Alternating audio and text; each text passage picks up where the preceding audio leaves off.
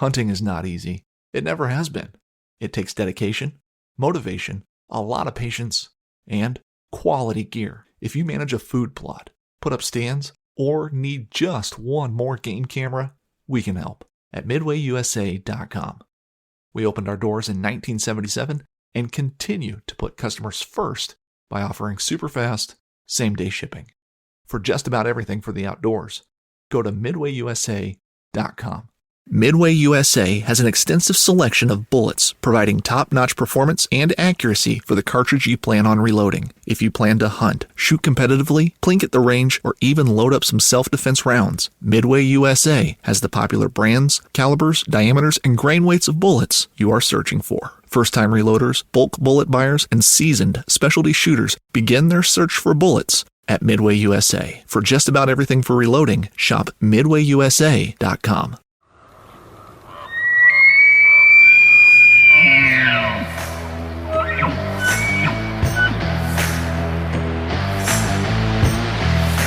Sitting up there jacked with Pepsi.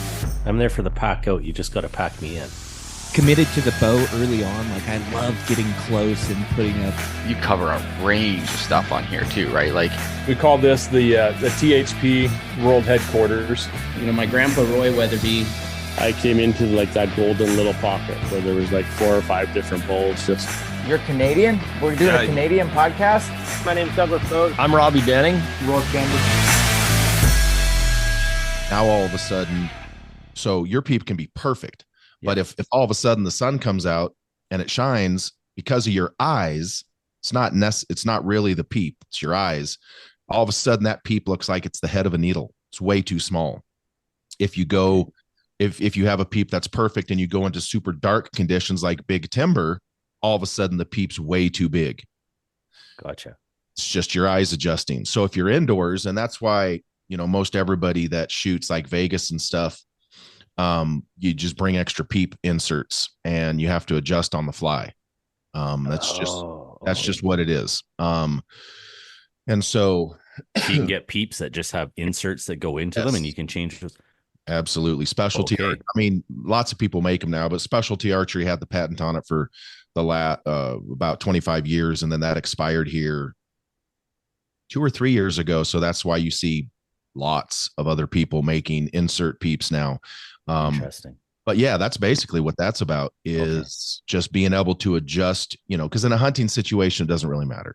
Let's be honest. Yeah. I mean, it matters to an extent. If you're shooting a super small single pin housing with a 1/4 inch peep, yeah, that's way too much. But relatively speaking, for tournament archery, you are going to have to make some of those adjustments when you get outside to shoot. That's why like Spot Hog started making, I could grab one.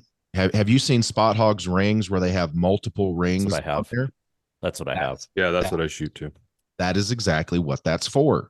Okay. So you can set your peep height. You can put in peeps until you perfectly fit, this is just an easy example. You fit the middle one. Yeah. And then when you get into a sunny situation and your peep gets smaller visually, then you're centering on the smallest ring of the Spot Hog housing. And if you go into dark timber and your peep gets bigger, now you're centering on the largest ring of the Spot Hog housing. Okay. That's exactly what that's for. And that's why they're different colors. Well, that's why they're 2 different colors, not 3. But so the middle one, so like the outside ring will be yellow, the middle one green, and then the small one yellow.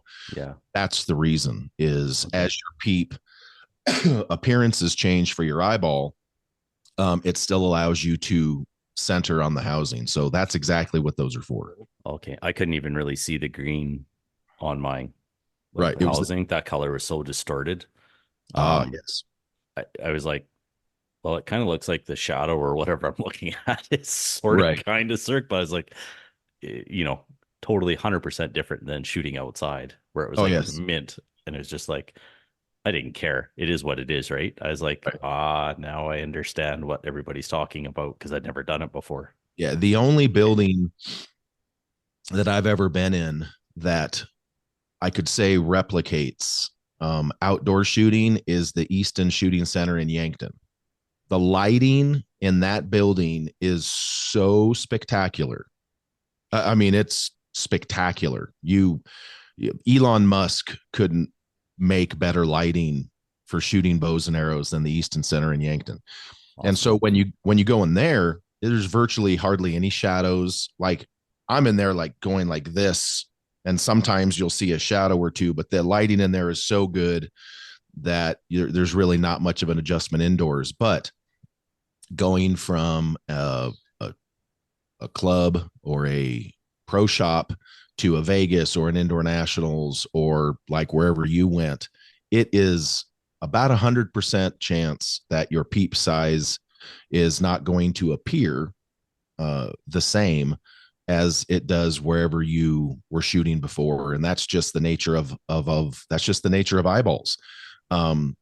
So I'm left eye dominant. And do you guys know how to test which eye you're dominant with?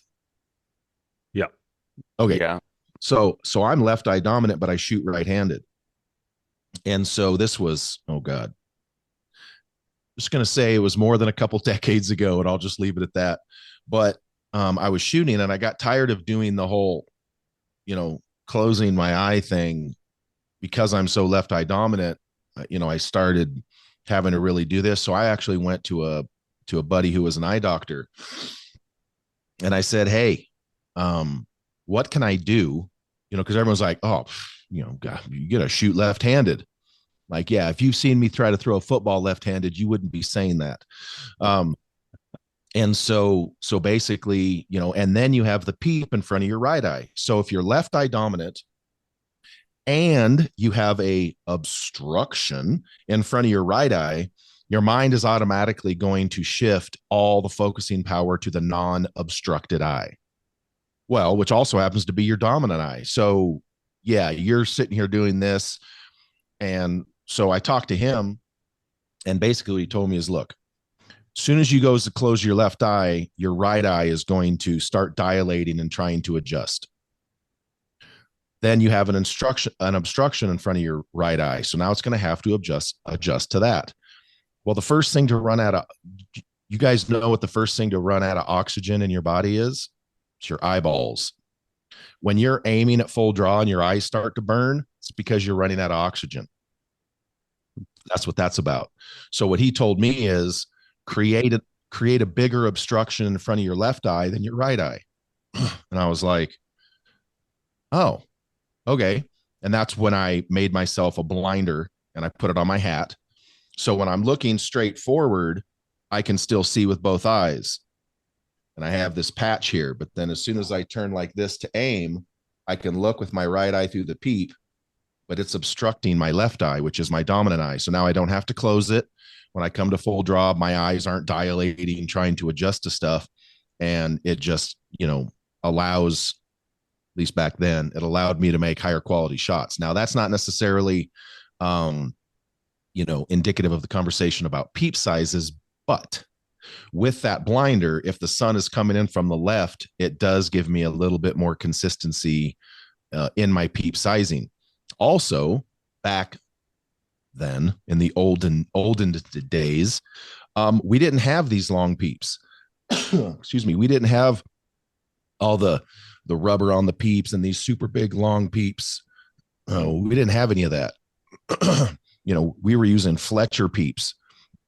And then, when some of the bigger peeps started coming out, that's basically what they did. And we certainly didn't have the stuff that we have now with the podium peep, the Hamsky peep. Dude, those things are freaking this long and they weigh anyway.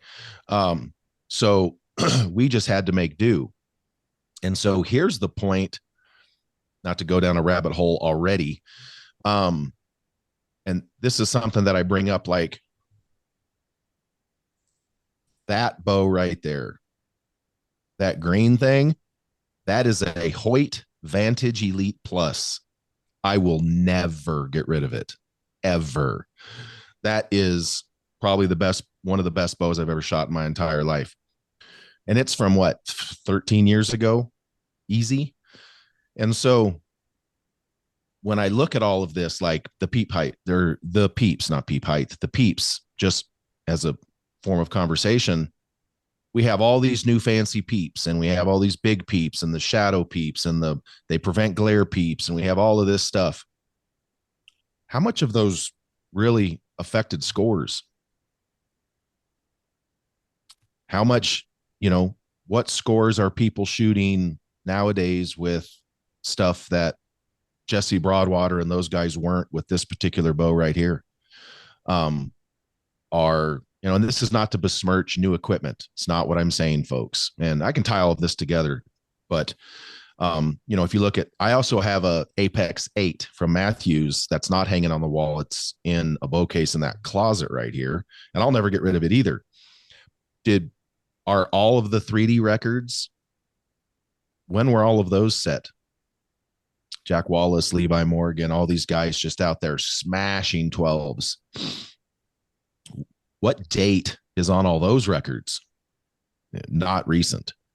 So whenever I talk to a lot of people, like the peeps, for instance, it's like, well, when Jesse Broadwater started shooting 560s like they were for free at field, he didn't have hooded peeps, and he didn't have, scope housings on scopes that were literally this long and weighed a quarter of a pound. He had a little tiny CR Apex scope that was this wide, and he had a little piece of plastic you put over the top of it if the sun was causing a problem. And so I think, and it's marketing, and I'm a marketing guy, so I'm probably a little bit to blame for this at some point, but I think our marketing, our industry's desire for marketing has somewhat outpaced any given archer's ability to shoot. And it's created a dynamic where we're just trying to sell shit, and we're trying to put fresh lipstick on the same pig, but does it actually improve scoring? I'm of the opinion that if you take some of the older true target bows, Apex 8, Vantage Elite Pluses, Ultra Elites, Pro Elites, et cetera, those are true target bows. And I think the customer base nowadays has kind of pushed for target bows to feel like hunting bows. Like, oh, I feel something in, I feel feedback in my hand on this target bow. I don't like it. I want it to feel like my hunting bow. Well, by doing that, I mean, as us as a collective, we have made target bows worse by making them so soft. If you shoot this Vantage Elite right here, woo, tell you what, you shot it, and it shoots straight out of your hand. If you're not shooting and that's because of the limb pocket angle and the angle of all those things. When you start to bend the limbs back like they are now, on the shot, the forces are expanding up and down, not so much forward and back. If you shoot that Vantage Elite Plus, because of the limb angle on the shot, everything's pushing forward. And so, that's just my little diatribe to get started this morning. Anyway, how are you guys doing? Fantastic. Good. How are you? Awesome. Good. We didn't hurt too many people's feel bads last weekend, I hope. Well, I definitely got a few emails and a few messages. I'm going to say that. Now, let's hear them. I'm all about it. Well, I think some people maybe were misunderstanding what we were talking about and what the point we were trying to get across. Now, I don't know where it got, I got a lot of messages saying that, well, you don't have to be on YouTube just to be successful. And I don't know when in the conversation, I didn't listen to the whole conversation. I didn't re-listen to it. So I don't really know when we were talking about that. I don't know if that was the perception people were getting. Mm-hmm. So what we were trying to get across was that there's a common denominator in that all successful people have, and that's hard work. Right. No matter what you do in life, if you work hard at it, you're going to be successful. Mm-hmm. Now, success is a perception that's different for all people, right? So I think the most part was there was just some people that, were feeling like we said that you have to be on YouTube and doing this to be successful, which isn't true. And I mean, a lot of people work hard that aren't successful. Nobody works harder than the single mother of 3 who puts food on the table for 3 kids while working 3 jobs and then puts those 3 kids through college. Right. So, yeah, I think everyone just not everyone. I think there was just a few people that maybe misunderstood what the point we were trying to get across was. Right. Well, and I think that's good. I think that kind of feedback is really good, because what it tells me is they didn't, what it tells me, and this is not to offend anyone, but if it does, it does, is it tells me that they were taking the conversation and applying it to themselves misappropriately. Mm-hmm. Meaning, what's the unit of measure when we're talking about success for the context of our conversation? And yeah, we brought up YouTube several times, and that's the way the hunting industry is going. Well, and I think that was it. Like we were talking in context because that's like, it's just what we were talking about. And like that, it's just kind of stemmed from there. I mean, you could be successful doing whatever it is you do. I mean, you could lay bricks. I lay bricks every day. And I mean, I made a lot of money, but built a really good company doing that. Like that's when it comes down to like personal perspective on success. I mean, to me, if you set a goal and you work hard to accomplish that goal, you're successful. That's how I feel about success. And success is different for everybody. And yeah, some people have different, some people are financially successful. Some people, they're 300 pounds overweight and they lose weight and get in shape. To me, that's successful. Like there's different angles. So I think it, like you said, it's just, I think people were taking it and applying it to themselves. Exactly. And I think that's great. But the thing that's funny is people always do it outside of the conversations framework. Meaning, the four of us were having a conversation, and it was involving hunting, involving hunting TV, involving hunting social media, involving hunting YouTube. I think it's a fascinating dynamic, and it's the interweb's fault. I think it's fascinating that people would take a conversation having to do with hunting. And yes, you're right. Bricklayers, single moms, yeah, there's all kinds of units of measure, but we weren't talking about those. We were talking about the hunting industry. And the framework is, if you want to be successful by the hunting industry's unit of measure, whether it's, and basically we're talking about on television or disseminating your product, all those things that those people are talking about don't mean shit. It's not what we were talking about. They're applying something outside the framework of the conversation. If someone comes to any of you and goes, hey, I want to start hunting and filming my hunts, and I want to be successful in the hunting industry as a hunter, you could literally tell them to go listen to that podcast, and there's a bunch of gems in there on shit to do and shit not to do. If someone comes to you and goes, hey, I want to start a bricklaying business and I want to be a successful bricklayer, you're not going to tell them to go listen to that podcast, because it has nothing to do with that. It has to do with hunting. So everything we were talking about was within the framework of hunting. Whether you're on TV, whether you're on social media, whether you're on YouTube, that was the context of the conversation. So I find it fascinating that people apply that unit of measure outside the framework of the actual conversation. That fascinates me. And I think that's kind of what the internet has done. Let's be honest. What's one of the biggest problems facing young women these days? Seeing all these chicks on the internet with filters and Photoshop and unrealistic expectations of their own bodies. Well, guess what? That's fake. It's not even real. Well, young ladies are trying to measure themselves against those. Young men are trying to measure themselves against Chris Bumstead, or they're trying to measure themselves against Brian Shaw or Thor, or young archers are trying to measure themselves against, Jesse Broadwater or Levi Morgan or any of these guys. It's like the unit of measure that the internet has presented isn't always applicable for everybody. And that's, like I said in the last podcast, you got to stay in your lane. Mm-hmm. And so, I mean, I think it's fascinating. I think people that might have misapplied what we were talking about, I think that's a better lesson than anyone who was thinking about doing it and listened. I think that's fascinating. And I think that that's great. It's good that they could reach out to you. But once again, because of the internet, we have to put all these caveats and we have to put all these, instructions on disclaimers. Exactly. And it's like, well, and the thing is, like, if you want to be successful at whatever you're doing, like, anything, you have to work extremely hard. All those people that you named, it worked extremely fucking hard to get where they are. Right. 99.9% of the population does not want to work hard. They're going to look at that and they're going to be like, I want to do that. And then they're going to do it for a day or a week, maybe a month, and they're going to quit because it's just like, it's cool, but I don't have time, or they're going to come with some bullshit excuse. Yeah. Well, and there's no magic pill. No, there isn't.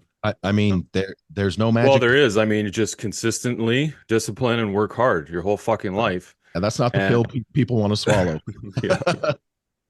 But anyway, we won't get going down that rabbit hole again. Two, it's just like maybe you're really successful in something other than hunting. And that's the thing that I think that we're trying to say is that, you can't really, there's all walks of life. There's some people that are super successful in their businesses. Mm-hmm. And because of that, they can afford $30,000-$40,000 hunts. Why do I care? Literally. You know what I mean? Literally, I don't care. That doesn't affect me at all. And two, it's like, the measure of success for me, if I get a 5x5 bull elk in my area that I hunt, that's success, right? I'm not shooting 380 bulls in this area. And that's what people need to focus. They need to just look at what their input is, what their opportunities are, instead of just trying, like you're saying, just comparing yourself to someone who has a means that is way different than mine, right? Yep. Well, absolutely. You can't compare anything. I mean, comparison's the thief of joy. Yeah, you'll never be happy with your success. Oh, I shot a 5x5. Oh, it's not a 300 or a 350. It's like, well, it's how you measure success too. I mean, that's what I was saying is exactly. Like you have to have, everyone has different goals. Everyone has different lives. And like what works for some person isn't necessarily going to work for you. So don't compare yourself to somebody that's on YouTube or Instagram. Just set your own goals in your life and just work hard and you'll achieve them. But you have to consistently work hard. And that's just the bottom line. Yeah. And if it didn't work, what can I change? What can I increase? What more can I be doing? Can I be scouting? Well, that's all part of the path and journey is failure and getting up, right? I've fallen down more times than I've gotten or than I've succeeded. So absolutely. It's you just gotta keep plugging away.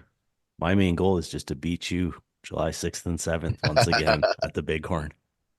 Well, you beat me the last 2 fucking years.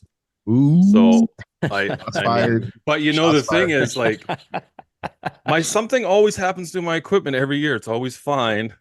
And then I go shoot with Pete and then something fucks up on it. I don't leaving it by my trailer. That's right. That's right. And I mean, look, just to kind of put a final thought on that on the beginning of this conversation, 99% of us don't have what people are seeing on the internet, and that's a fucking editor. Yeah. Everything you're seeing on I don't give a shit who it is. It's edited. And I was told something by a big time producer like 20 years ago in the hunting industry. And what he said was, when it comes to hunting television, what you see is not what you get. It's what we give you. Mm-hmm. All of us in our normal hunting activities, we don't have a fucking editor. We don't generally even have a camera with us 24/7. And so what these people are seeing is the filtered, edited version. And that's what they're going off of. But that's not real life. It's just not.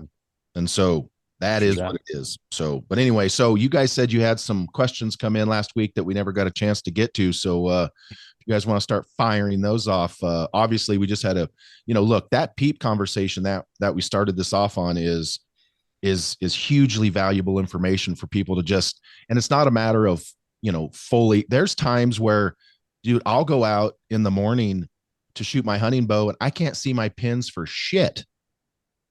I'll go eat breakfast, come out, and I can see my pins. Oh, blood sugar level issue with my vision because I'm old. And so none of us have a 100% chokehold grasp on comprehending it. But just being able to put out the information that, hey, this is something that happens. I wish I had a perfect fix for you all the time, but I don't. So that peep information is something that if people just know it's something that happens, like you, when you come out and see it, you're not going to freak out by going, oh my God, what's the problem? It's not a problem. It's just something that happens. And just being able to put out that information is hugely valuable to people. well, because none of us truly understand every single dynamic. Yeah. What was your question, Pete? Just so people know, because I came in a little tardy to the party. And it had to missed do it. with yesterday. I went to my first indoor shoot just to kind of get some reps in What and what was everything. what was your score again? Just so I remember. 5. It was bad. It was 527 out of 600. It was Okay, not good. I just wanted to get. Oh yeah, it's all good. It's all on the internet and everything too. Don't worry, it's all posted up for everybody. It's the Love it. question is, you know, like in the past, I've listened to different podcasts, Greg's included, and the conversation about lighting in buildings where you're shooting has come up and how you can see and how you can't see in certain ones. So I heard about it. I expected some sort of, you know, something was going to happen, but I had no idea, no experience in this whatsoever. So I walked in there and started pulling back for our practice rounds, and I was like, holy shit. Like my whole housing of my sight was blurry. So I couldn't actually tell if it was centered in my peep or not. I had no idea. I could see my pin just fine, but no idea where my housing was sitting in my peep. You know, not exactly anyway, but you don't have to be out by much to be hitting 3 inches left or whatever the case may be, right? So the question was, what is it that's causing that? And is it too big of a peep, too small of a peep? There's a big talking point for us yesterday when I was talking to the other archers that are there. They're set up with indoor bows, so they've figured out all that stuff. I'm taking my hunting bow in there. Literally, we go hunting right now, and that's how I'm set up for outdoors. So it was an eye opener at the difference in being inside, and it was relatively well, you know, average, I would say, for a building downstairs. But man, I couldn't see anything. It was crazy. And it took me to the very, very end. I had to do some slight adjustments with my sight housing as well, because it was out. I definitely hit it on something. So I got most of that. But seriously, I think by the 30th or 40th shot, I was aiming more toward the bottom right corner of the yellow circle. There wasn't aiming for the middle of the yellow. At some point, I was like, fuck it. I'm just going to keep aiming for the same spot here and slowly work my way and figure it out. But yeah, it was tough lining everything up with that lighting. I have the same issue. Exactly the same. Yep. Well, welcome to the jungle. And Yep. That's why, I mean, look, when I started shooting a bow, I was just a hunter. I didn't shoot tournaments. I had a group of friends that talked me into shooting tournaments because it would make me a better hunter. And so what you guys are experiencing right now is something I've been telling people for a long, long time is, look, you don't have to shoot 20 tournaments a year and all that kind of stuff, but shooting tournaments, whether it's indoors, outdoors, doesn't matter, will make you a more versatile archer, which will make you a more lethal and effective hunter. Simple. Yeah. And understanding the equipment too. Like that's the other thing. It's like if I run into this situation somewhere else in some other situation, like, well, what the hell's going on? I can look back and be like, all right, I might be able to do something about it. I might not, but at least I'll understand it. And maybe the next day or the next day after that, I can figure something out or change something up. That's right. So at least it didn't cost me an animal. I'll keep going through these, but they're in my DMs on Instagram, and there's a fucking ton of DMs in this fucking thing. So does spline count matter, Greg, and why? Does spine matter? Yeah, does spine matter? To an extent. To an extent, yes. So dynamically, it's just a known fact that a stiffer arrow will shoot better at shorter distance and worse at longer distance. A weaker arrow, and I will get into the dynamics here of defining weaker and stiffer. A weaker arrow will group and shoot better at longer distance, but not quite as good at shorter distance. That doesn't mean it's trash, but take a 2712, or even better, take a gold tip XXX. Kyle Douglas shoots like a 28.5-inch draw length or something, and he's shooting a gold tip XXX, which is a 150 spine. And if gold tip says it's a 150 spine, it's probably more like a 120 spine. Gold tips run a little stiff, if you're trying to get what I'm saying. Cut to his rest, which puts his arrow at like 26.5, 27 inches. with not 700 grains of point weight.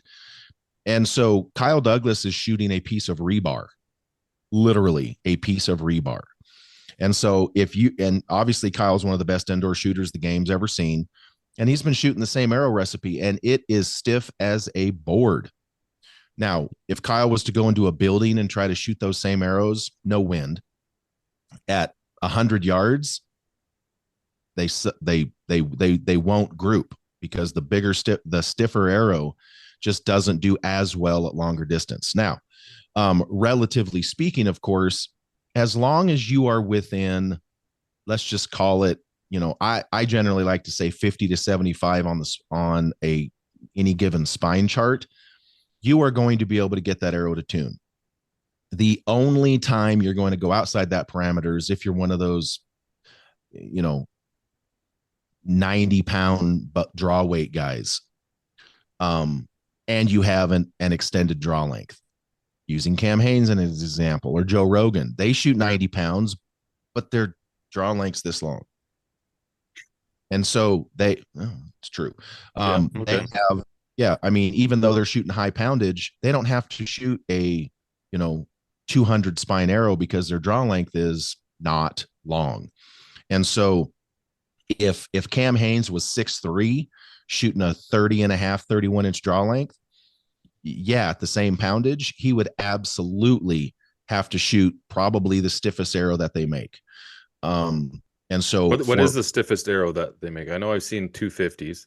I think Victory is making a 200 or a 220. Other than that, it's usually I'm a 32-inch draw. And for hunting, I just get 70-pound bows. And by the time I'm done tweaking on them, I don't even know if they stay 70. I don't care. What is your spline count? Corey, you and I were talking about this because Corey's pretty tall too. Not as tall as you, Greg, but he's got a long draw length and he shoots long arrows. And I think what were you said you were shooting? You were shooting 340s or 400s or something? Yeah, 340s originally and way underspined.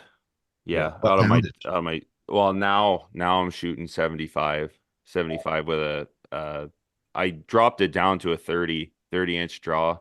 Oh, okay. I'm a 31, but I find when I'm tired or if I got to take weird dynamic shots hunting, if I'm wearing a pack, it helps. Then I don't have to be fully extended, right? Absolutely. So I dropped it down so I'm at the end of the mod and then just tweak my D-loop. But I found that I think I'm underspined. And that's actually a question I had for you was, if you're right on that spectrum of do I go stiffer or do I go a little underspined, what would you do as far as like an overall setup for hunting? So first of all, if you're shooting 70 pounds over 30-inch draw length, you have no business in a 340. Yeah.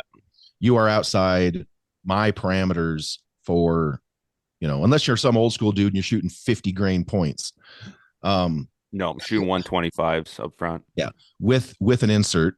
So you're probably total mass weight of, so I think for me, he said he was shooting 200 up front, right? Yeah, he was shooting 70 grand. Yeah. So total arrow weight be 461. I was shooting 530s. That was FMJs. That was a different spine, but right. Back to carbon again. Yeah. So you are, and so for me, let me say this up front. In all of the testing that I've ever done in my entire career, and by the way, I haven't measured my FOC in probably 15 years.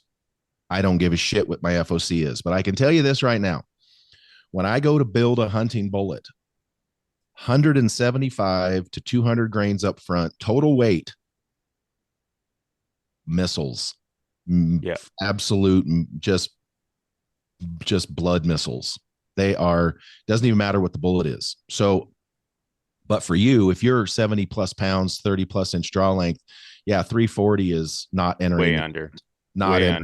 Not entering the chat. I'm sorry. Should be 250, eh?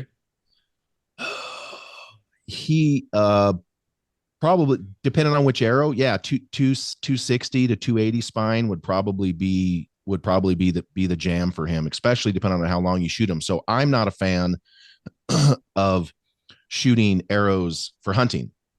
I'm not a fan of shooting arrows cut way to the rest. When I come to full draw, I literally cut my hunting arrows off at the front of the riser at full draw. Same. And the reason for that has nothing to do with spine. It has nothing to do with anything. It has to do with the fact that if that sumbitch with a broadhead on it falls off, I don't want it on my wrist. Yeah. Same. I don't. I'm sorry. I want to be able to eject. I want to be able to do something. And where I came up in Oregon, expandables were illegal. You think I want to freaking back in the day? You think I want a 4-blade Wacom, which is sharp as all get out, falling off the rest onto my hand because I have a short arrow? Hell no. A hard pass for me. I'm good. And so I cut mine out there. So right now I have 2 builds. I have a 5mm Axis with 175 up front, 200 up front. Total arrow weight is right at 600, and I'm shooting it probably about 278 to 280. And that is the most, and I didn't build it to be 600 grains. That's just where it came out. That is the most accurate hunting arrow I've ever shot in my entire life ever. It's what I shot that Scimitar Oryx through the heart at 100 with. It's what I killed my buffalo. And it's just, that arrow is, I'll tell you what an idiot I am. That arrow was so accurate. I saw this funky mule deer one time, and it was in this big dry creek bed. And so I snuck down. And anyway, so I ranged it at like 78 yards, and it was feeding, quartering away. It was literally textbook. I'm such an idiot. I backed up to 88 so I could shoot it like it was the elk herd in Redding. Thought that was fun. I did. I backed up, got to 88, and I was like, oh, shoot off the elk herd in Redding, and just stroked it. Didn't run 30 yards, got it right in through the rib, came out like right here. It was fun. But I have another build that is the 4mm Axis, all the match grades from Easton, but that 4mm is much lighter grains per inch. And so with the exact same components up front, 200 grains up front, same spine, 250, 260, that 4mm match grade comes in at about 520 grains of arrow weight. And it's doing, 308 or so. And I can tell you right now that 500 and look, anybody in the world would do 308 grains a second at 520 grains of arrow weight. That's spectacular. It is. But I can tell you at home in a controlled situation, it is not as accurate as my 5mm match grades. Now I'm still contemplating, marinating on whether it's an arrow thing, a speed thing. And I'm still trying to figure out in my own mind what it is, but I can just tell you right now, if you said, GP, come hunt whitetails, I would go with anything. If you told me we're going to go hunt giant mule deer or giant elk or go hunt moose, I'm grabbing those 5mm because for me, they shoot better and they're more forgiving.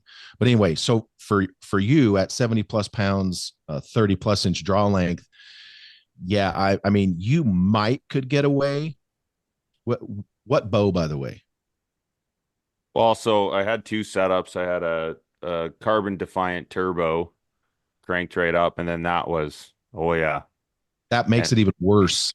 Yeah, that one I was shooting FMJs at 531 at 285 feet per second, and then, but now I'm shooting an RX-7 Ultra. Okay. So the reason I asked that question is not all bows are created equal.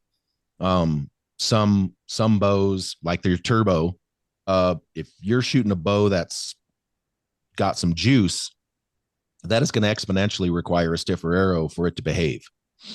Just what it is. Yeah. And so for you, you're putting that 340 even more out of play.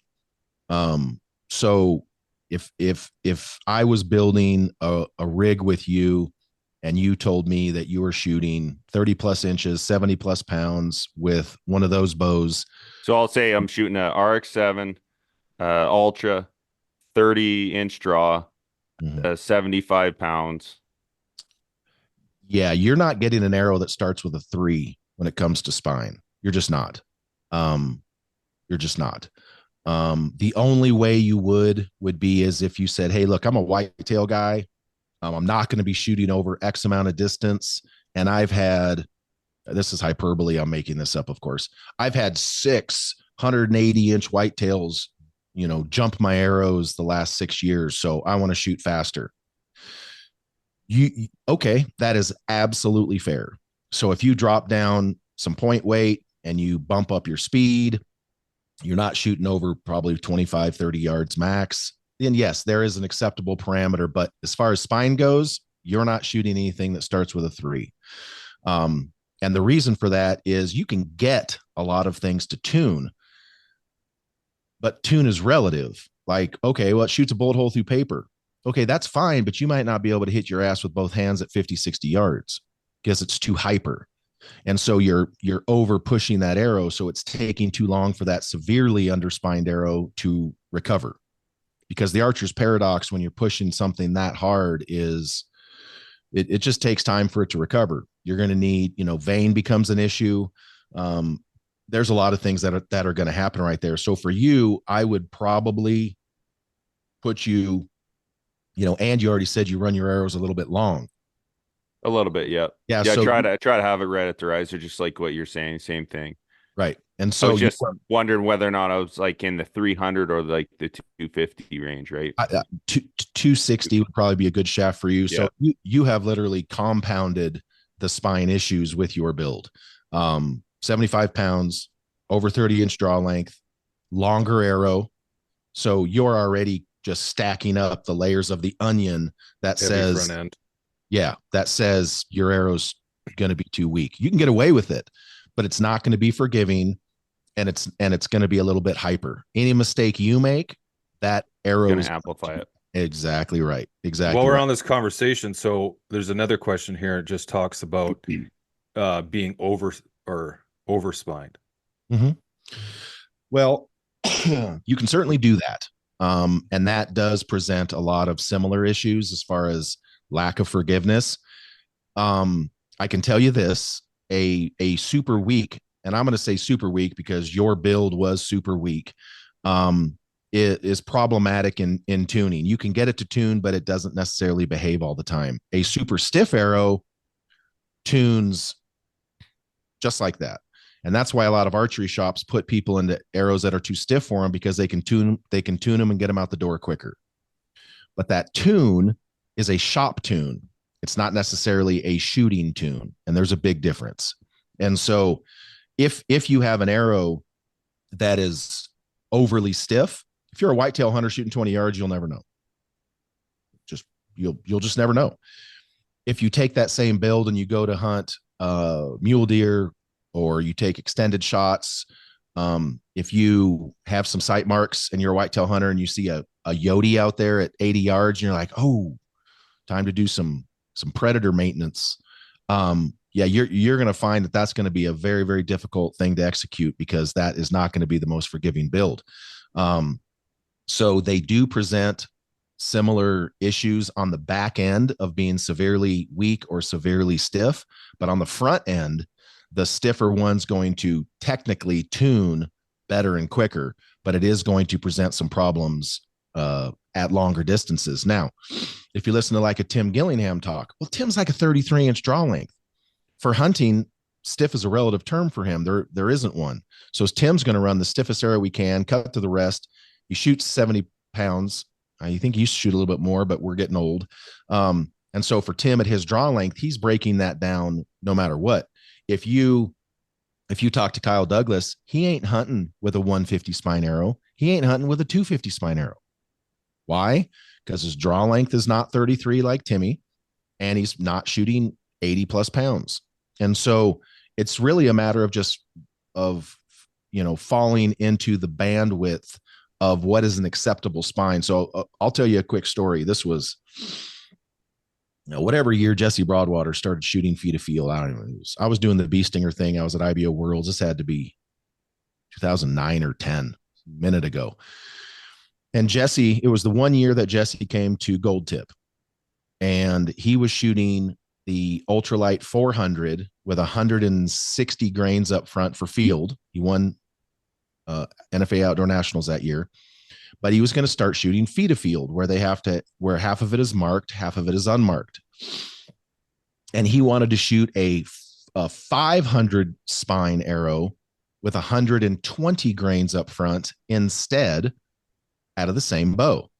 So I drove over to his house and we were able to tune, excuse me, it was a Hoyt at the time, of course.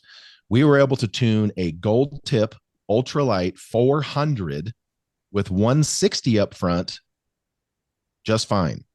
We were also able to tune a 500 spine arrow with 120 grains up front, no problem, out of the same bow. Now, everyone's like, well, that's 100 spine difference. How could you do that? Well, 60 grains of point weight is huge. The other fact is knowing that once the bow is mechanically aligned, you have a very big, and by the way, he did go win his first feet of field world championship that he ever participated in with that build. So it worked well.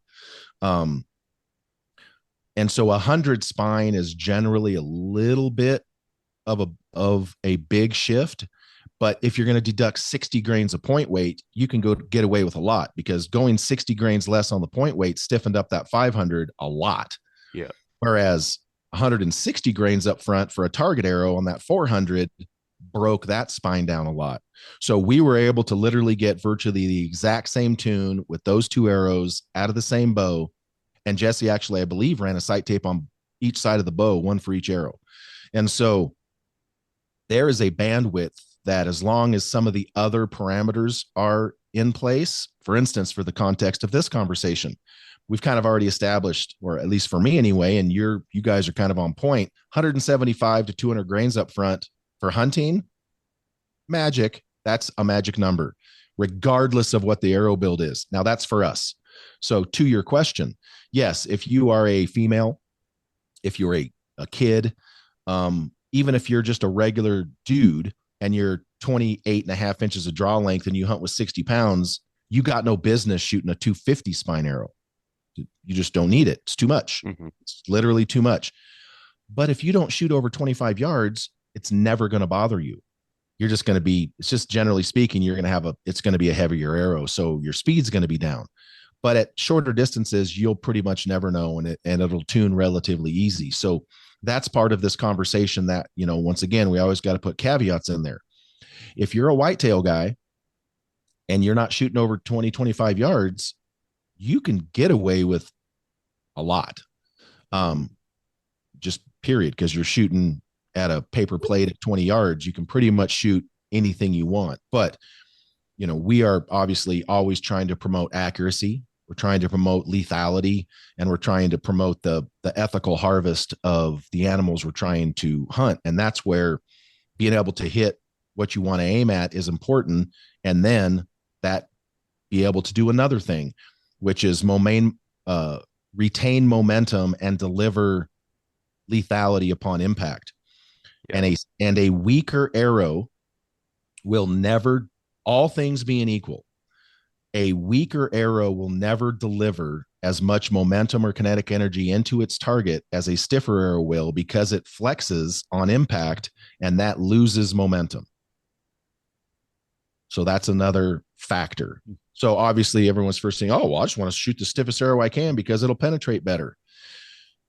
Well, you can go outside the framework of what's reasonable there as well. But the facts are that a weaker arrow, as soon as it starts to hit the target, starts to flex. And as soon as it starts to flex, it's losing momentum.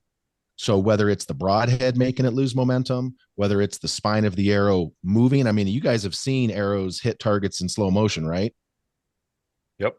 I don't know how the hell them things hit the same hole, because they are a moving and a grooving.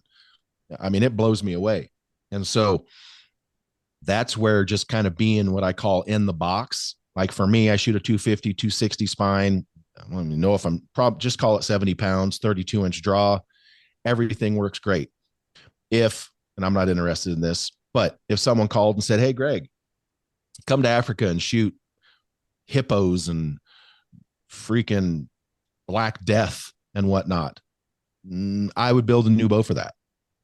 And it would be 80 pounds. I mean, I can pull 80 pounds. It's not a problem. I would build a rig specifically for that. And I would probably have to change up my setup a little bit, because the extra 10 pounds, I'm not sure if the 260 spine arrow would be able to sustain. I would try to find out, but I might have to adjust for that. Conversely, if I get invited to go hunt whitetail, I don't care if I shoot 60 pounds because it's not going to matter. And so yes, there are downfalls with being too stiff, and there are downfalls with being too weak. It's just a matter of at what point do those converge, right? And what is your particular, like right now, what's the fastest growing archery events on the face of this planet? It's tack events. And there are thousands, and I can't even understate the fact of how many people are going to tacks. But guess what? Sean DeGraze. What is one of those? Sorry to cut you. What is one of those? Like, what's the biggest event? Biggest tack event? What do they draw in for? It's either Pennsylvania or Utah. It's 5,000. Wow. 5,000 shooters? Yes, sir. Holy fuck. They don't even. How many days does that go over then? They don't keep score. It's all for fun. Okay. They got the vendor. There is no scoring. That's right up Pete's alley. I love that. You're launching shit at 130 yards at animals for shits and, just for fun. Like, it is hardcore. And if you don't want to shoot 130 yards at some goat across, no one cares. Walk down until you're comfortable shooting and shoot. Nobody cares. It's no wonder you wanted to go with me to one. It's so that you knew that I couldn't beat you. Yeah, it would be a draw at the end of the day. I mean, we've seen these. Whatever you got to tell yourself. Yeah, we've all seen these pictures from tack events with 112 arrows stuck in a tree because they put a target in a place and a whole bunch of people miss and hit the tree, and there's literally a bouquet of flowers stuck in this tree. Pete, what was that buffalo at the Bighorn? How far away was that? It was like, was that 78, 8 or no? There 82? was a polar bear, and then there was that one there. And then we went the other way for the buffalo. It was like 100. No, it was 100 and I think it was 50 something for the first shot for the polar bear, and then the other one, holy shitballs, 300 or something. Yeah, okay. It was all the way across the field. I mean, we took the skyline of. I mean, it's a huge backdrop. This is a huge area, and it was. We had the skyline of part of the low mountain, and then. Unfortunately, it was a perfectly bluebird sky, so it's not like you could pick a spot in the cloud and be like, that's where I'm going for. So the first couple of shooters started at the tree line. Range finding. We were watching, and then we were like, okay, so every archer, you'd see them go up a little more like this, and then it would be like, okay, that's good. And then finally be like, we'll just give her a few more inches and aim up a little more. Right. I was aiming, I think I was like the fourth or fifth guy, and they were like top of tree line, 2 feet of tree line, and I was like, well, fuck it, I'm gonna go for the bottom of the clouds. And then by the time we were done, it was like we were way the fuck. Well, so allow me to add the caveat to this. People, no, this is not unethical. This is not a hunting situation. This is for fun. This is for fun. Nobody's just having fun. Yeah, no one's doing this in real life. So save your emails and save your outrage. We're like, that's just not ethical. It's for fun. It's not real. It's not real. Just because you saw it on the internet doesn't mean it's real. It's not real. It's just for fun. So, I talked to Sean DeGraze from Tack a good bit. And one of the things that he's seen is an explosion of whitetail hunters, guys from the Midwest, are building, ready for this, building tack bows to come to tack to shoot that they don't even shoot whitetails with. Why do you think that is? Well, I know for like my brother, he shoots, like him and I have arguments all the time about like arrows and spline count. He shoots like a 600 grain arrow, and it's like 400. It's like a 400, 600 grains, and he shoots like 72 pounds. But he only shoots 10 yards. Like 20 max. But I mean, he's killed more whitetails than like CWD. So I don't really argue with him when we talk about whitetails. But we get into like West, like elk hunting and mule deer hunting, and I'm like, well, you know, you're not going to use that for you. And he's like, he knows he's not supposed to. And I mean, like, he's probably going to hate the story I'm going to tell. So he had a moose draw this year, and he went to shoot at a moose. And I'm just going to say, like, he did spook the moose the last second, but the moose ended up running away with a arrow through its antler. Mm-hmm. So, I mean, but yeah, anyway, the whitetail guys, yeah, I mean, like we were talking about, it's all relative to like how you're hunting. So at 10 to 20 yards, I don't think it's going to make any difference what you're shooting. Damn near. Shooting, yeah. Damn near. And so that's what is, and it's, you know, look, not to mention anybody on the internet that thinks you need to shoot 1,000 grain arrows or 400 grain points or any of that type of bullshit, or the people that think you need to shoot a 320 grain arrow at 350. Both of those are bookends to reality. Just so folks know, if you're on the salad dressing end of things, if you like that kind of salad dressing, or if you're on the other end where you think speed is all that matters, you are the bookends of hunting reality. You can get away with some stuff, but neither of those are what the masses are going to be successful with. Mm-hmm. But it's through no teaching, through no lessons, through no beating on the head, through no influencers. Thousands of whitetail hunters are realizing my hunting bow is amazing for hunting what I hunt. But if I'm going to go shoot tacks and I'm going to shoot this other shit, I need something else because my thing is not good for that thing. Mm-hmm. And no one's berating them for it. Everyone's celebrating them for it. So that's kind of my thing. Like when I started shooting, I was the speed guy because I didn't know any better. Dude, we're talking 2001 when I started shooting tournaments.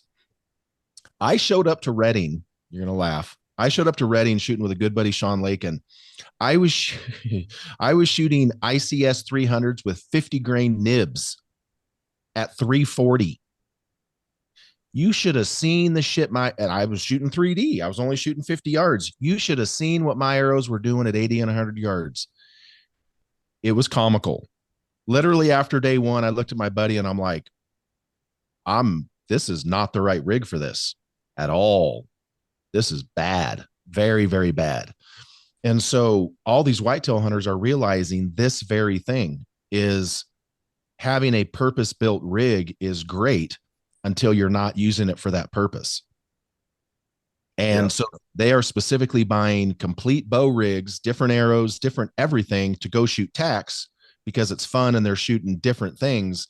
But when it comes to shooting the whitetails, you know, and look, whitetails still 87 or 86% of the overall hunting market. So whitetail hunting still pays the bills. Let's just be honest. Yes, everybody loves the glory of hunting, you know, moose and elk and mule deer and all that. But whitetail hunting is what keeps the lights on in our industry. It is what it is. That's where the numbers are. And that's not going away anytime soon. So yeah, for shooting these up close distance things, yes, you can. There are I don't even know if they're anomalies because I think a lot of people might do it. They just don't tell anybody about it. But there are folks that shoot whitetails in food plots, etc., out of, you know, mainly ground blinds, because in a tree shooting longer distance, I've tried it at squirrels and such, and it's not the greatest. But, you know, generally the trees are moving and stuff. But from a ground blind, there's many hunters that harvest whitetails at 50, 60 yards in big food plots and stuff. That's not completely out of the ordinary. But if you were to look at all of the distances that whitetail hunters shoot, you're probably going to be averaging probably 20 or less. So to that extent, you know, I just ultimately want hunters, archers in general, to be successful. And like your brother, you know, building a 600 grain arrow that you're shooting 13 yards with, dude, no problem. But you might as well be sending out carrier pigeons if you're trying to shoot stuff at longer distance with that, because the arc on that arrow is going to need a sundial to measure the speed. Yeah. It's not optimized. Yeah. And so, you know, that's where, yes, spine does matter, But my first question always back is matters for what? Now, for you at your build, you're not way underspined. Yeah. Way underspined. Absolutely. I think you would see I think you would see your accuracy. I would think you would see your lethality, and I think you would have more fun if you were to get down into you are going to lose some speed unless you're shooting you said you're shooting full metal jackets, which were relatively with my turbo. With my turbo, it was, yeah. So I think your overall arching experience would get much more gratifying and much more lethal if you were to get down into something that is going to be more rewarding for you, both on the practice bags and in the field. And so, at your build, I would probably start you off with a 260 to 280 spine. And I think you would immediately see improvements. See, that's the thing. It's my bow's tuned well and it's shot really well too. So that's why I just noticed, like you say, though, it is finicky in certain situations, like especially in the wind. I really notice that if I have any torque, it's like real torque sensitive. Right. And that's one thing that I was wondering too. Like I'll notice the arrow, just the harmonics of the arrow, how it's flexing. It does seem to be a little bit more susceptible to crosswind. 100%. I did have an arrow kick out on a mule deer where I shot and like my ass end kicked out sideways. So I just don't think that would have happened if I was spined correctly.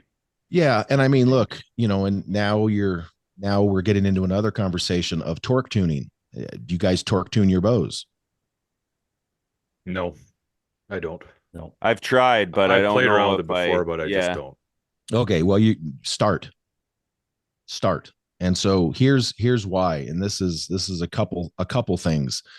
Number one, and so I'll just kind of start from kind of the beginning. So, when you're sitting there and you have an arrow in your bow, not at full draw, and your bow's sighted in, and you look down your arrow, your pins, this is your arrow, your pins are always outside of your arrow at full draw. But then when you come to full draw, the pins shift over and they're over the top of your arrow. So you hit behind the pin. Have you guys seen this before? Yeah, I have seen it. Okay. So that phenomenon is called rotational deflection. So the distance that the pins are over the top is because when the bow comes to full draw, it induces torque into the system. And it brings your pins over so that your pins and your arrow are now traveling on the same plane. That's what makes you hit behind the pin. And every bow has it. It's not a condemnation of any bow. There are no bows that don't have rotational deflection because you have a cable rod or a roller holding the cables out of the way. Your hands coming in from the left, or if you're a right-handed shooter, from the right. So and the cams are not generally directly centered in between the actual middle. Generally your strings offset a little bit, unless you have a binary that is shimmed to the very middle. But there's a lot of factors. And so the problem is, if your arrow's here and your pins are here and you come to full draw and your pins move over in line, what do you think happens as soon as your release goes click? Goes back to neutral. Yeah, wants to go back to what it is. And so that torque transfer manifests itself to the arrow's flight via your rest. So what we do, and it depends on where your sight is, but generally speaking, we use our rest and we move our rest forward and back. So I can take any of my bows and I can stand at 50. Don't start at 50, start at like 10. But I can literally at 50 yards shoot an arrow in the middle. I can draw another arrow, grab the bow, torque the bow, not till it derails, but torque it a lot, recenter up my peep, and shoot another arrow in the middle. Then I can grab a third arrow, grab it, torque it the other way, recenter my peep on the housing, and shoot an arrow in the middle. That's torque tuning. And so basically what we're talking about is we know that the bow has rotational deflection, so it's moving the system left and right. So so we have 3 points of reference here. We have the sight, we have the arrow's contact point with the rest, and we have the peep. So we have 3 points right here. So I'm just going to illustrate this real easy for you guys. And so we know the bow is torquing. Which one of these fingers would you want contacting for the rest and the arrow? Which one of these points would you want contacting? Middle one. You'd want the middle one. Why? Because it rotates on the axis of rotation. So if you have it here and you go to torque, it's going to move the arrow. It's going to change your impact point. If you have it too far forward, it's going to move with it. If you move your rest to where the axis of rotation during rotational deflection doesn't affect the path of the arrow, then any hand torque you have left and right, not up and down, we're not talking about heeling and high wristing, any torque that you induce left and right doesn't change your impact point. And that's the importance of torque tuning. Because what type of sight are you running, Greg? Anything? Or sorry, not sight, rest. For hunting, I'm shooting the AAE Prophecy. Because it does have the capability to move forward and back to torque tune. If you have a Hoyt that has a tech riser, you can also accomplish the exact same thing by moving your sight. So it's really just about manipulating. And no, I've tried to come up with a formula for it. I'm not smart enough, I guess. But you have draw lengths, you have all kinds of different variables that are involved. But you have these 3 points. You have the peep, you have the rest contact point, and you have your sight. So if you can't move this one until this one does what you want it to do. Yeah, that was my question, because a lot of these new rests that are like dovetailed on the back of the riser, you can't do that. But I run the same thing. I run the Prophecy, and it allows you to be able to move it. I always like my rest closest to the center of the riser, which is essentially the center over top of the center of my grip. So that would be, the same thing. It's the closest it is to the pivot point, the less chance it has. Like the pivot point. The pivot point of what? Of like my hand. So like pretend my hand is there's a dowel in my hand. Right. If I ran a nail through it, the closest point to, like you said, the closest point to where it's not going to have any influence on like me turning or having any torque is going to be the center. So I like my rest over the center of that. Until you make that dowel a mechanism, until you make it mechanical. And then you draw the bow, which changes the center of gravity back.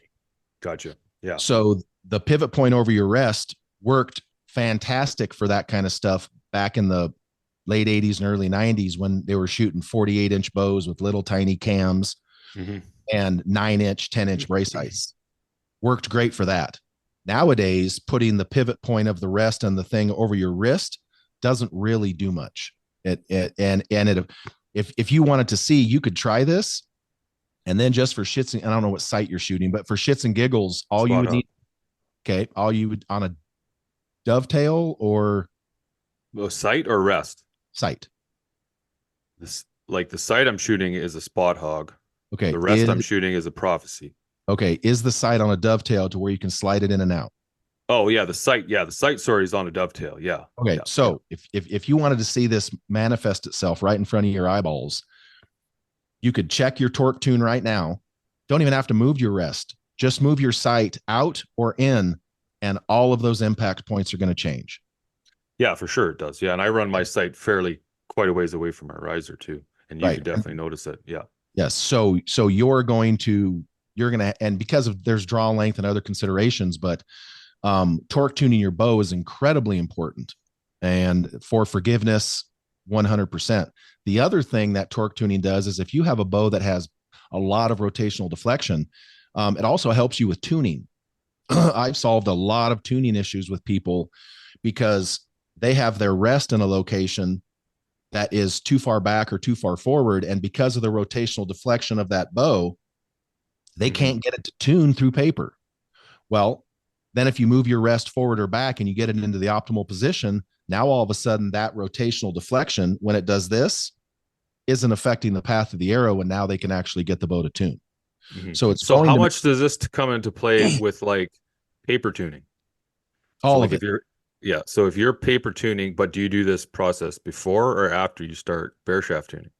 Before bear shaft, in conjunction ish with paper. So I will get a relative paper tear. Like, I'm not overly concerned about it. Just get it close-ish. And this is something else that you could do. If you have a good tear through paper right now, slide your rest, loosen your, if you're shooting the QD or anything else, but loosen your rest and move it all the way forward or all the way back, and you're not going to have the same tear anymore. Because of this rotational deflection. Because the bow's going to be doing the exact same thing. So if you move this that you're tuned for forward or back, now you're moving it. So how do guys do this if they have one of those, like the QAD, or like I think Ripcord has it now? They all have it, so they have the dovetail, and you can't adjust that. Is there a way to do it, or you just it is what it is? It is what it is, and most people don't know. I would never. I mean, the circumstances for me, excuse me, the only circumstance in which, and no, not money. I'm sorry, not money. Not that QAD is nice people. They own the market on followays. Great people. Mr. Summers is a good guy. This has nothing to do with the product itself. But there is only one scenario on Earth, ERF, in which I would shoot an integrated rest. And that was if it just so happened to be shithouse luck. That's where my rest needs to be. After testing with a different one. I get you. Yeah. But I would, I would never shoot an integrated rest just because it's an integrated rest. And so sorry for all those people who just spent $500. Dude, and I'm sorry. You can kick that can on down the road with your whole, oh, well, I like it because it's in line and it makes my bow balance more. All right, bro. Cool story. Nice V-bar you have going out the side of the bow with a bunch of weight on it, too. Well, and you're still adding a quiver. I mean, not everybody, but like you're still adding quiver and arrows and everything to it. So it's it's marketing. I'm sorry, folks. Yeah.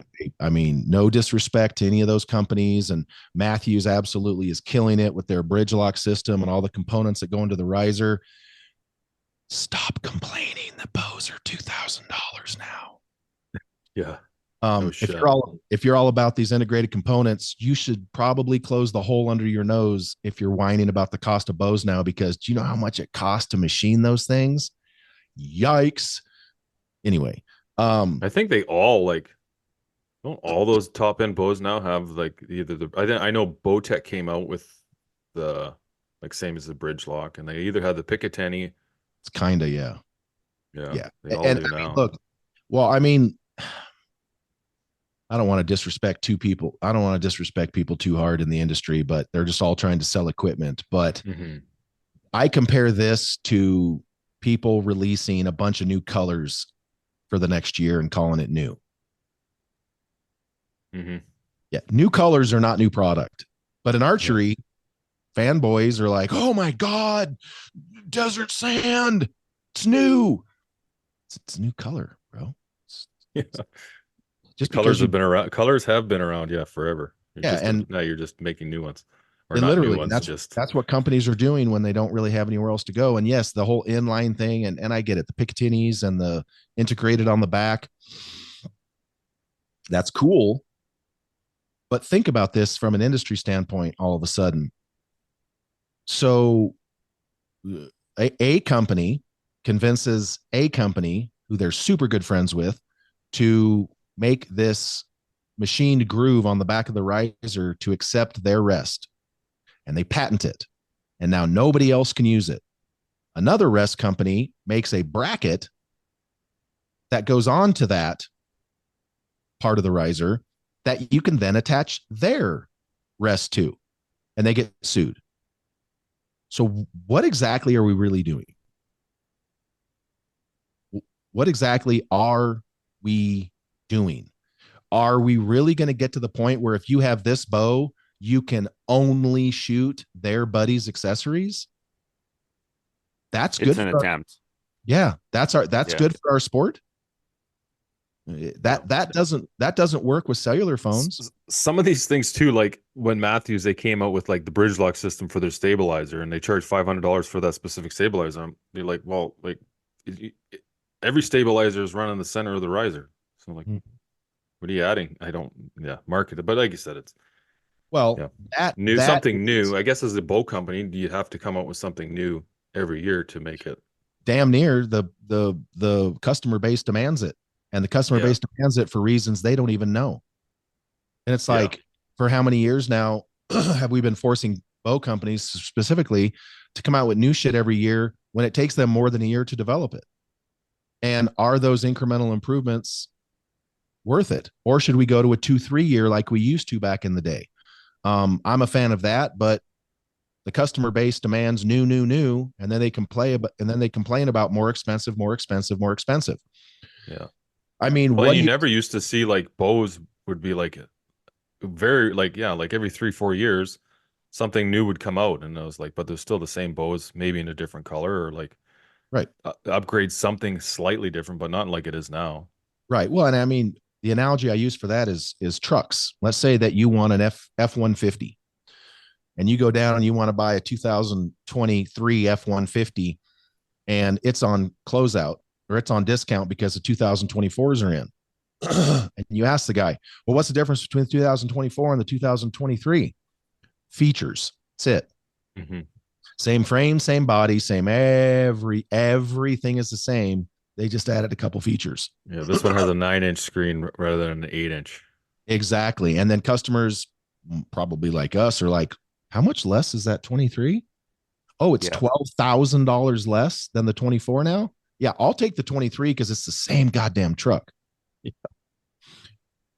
So we've understood that in every other facet of shopping. When you go to buy a pair of pants or a pair of shoes, do you ask what year it is? No, you don't give a shit if the Nikes have been sitting there for 3 years. What the you don't care. And so we as archers have kind of painted ourselves into this corner, and the bow companies have to respond, or they lose on sales because archers emotion buy.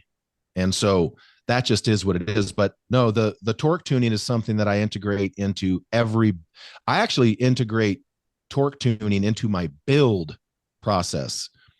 That's how important it is to me. I don't finalize my paper tears. I don't start bear shaft tuning. I literally am torque tuning before my peep height's correct. I have a peep in, but I'm torque tuning before I literally get a decent, somewhat acceptable paper tear, sight in at 20, and then I walk back my torque tune until I'm torque tuned at 50. Then I start with actual tuning. That's how important it is. Yeah. So when you're building it, you're taking into consideration the fact that the rest you're putting on, you are going to be able to do that. And that's a good point. I started, when you were chatting back and forth, I think a year ago or something, we were talking, you told me to try that prophecy, and I did. Mm-hmm. And it's like, it's by far the best rest I've ever used. Yeah, I like it. So torque tuning. And guess what else? If your bow's not torque tuned, it's going to make your bow very finicky if you're underspined. Yeah. Looking at you down there. I got a question for you though, to kind of ties into all of that.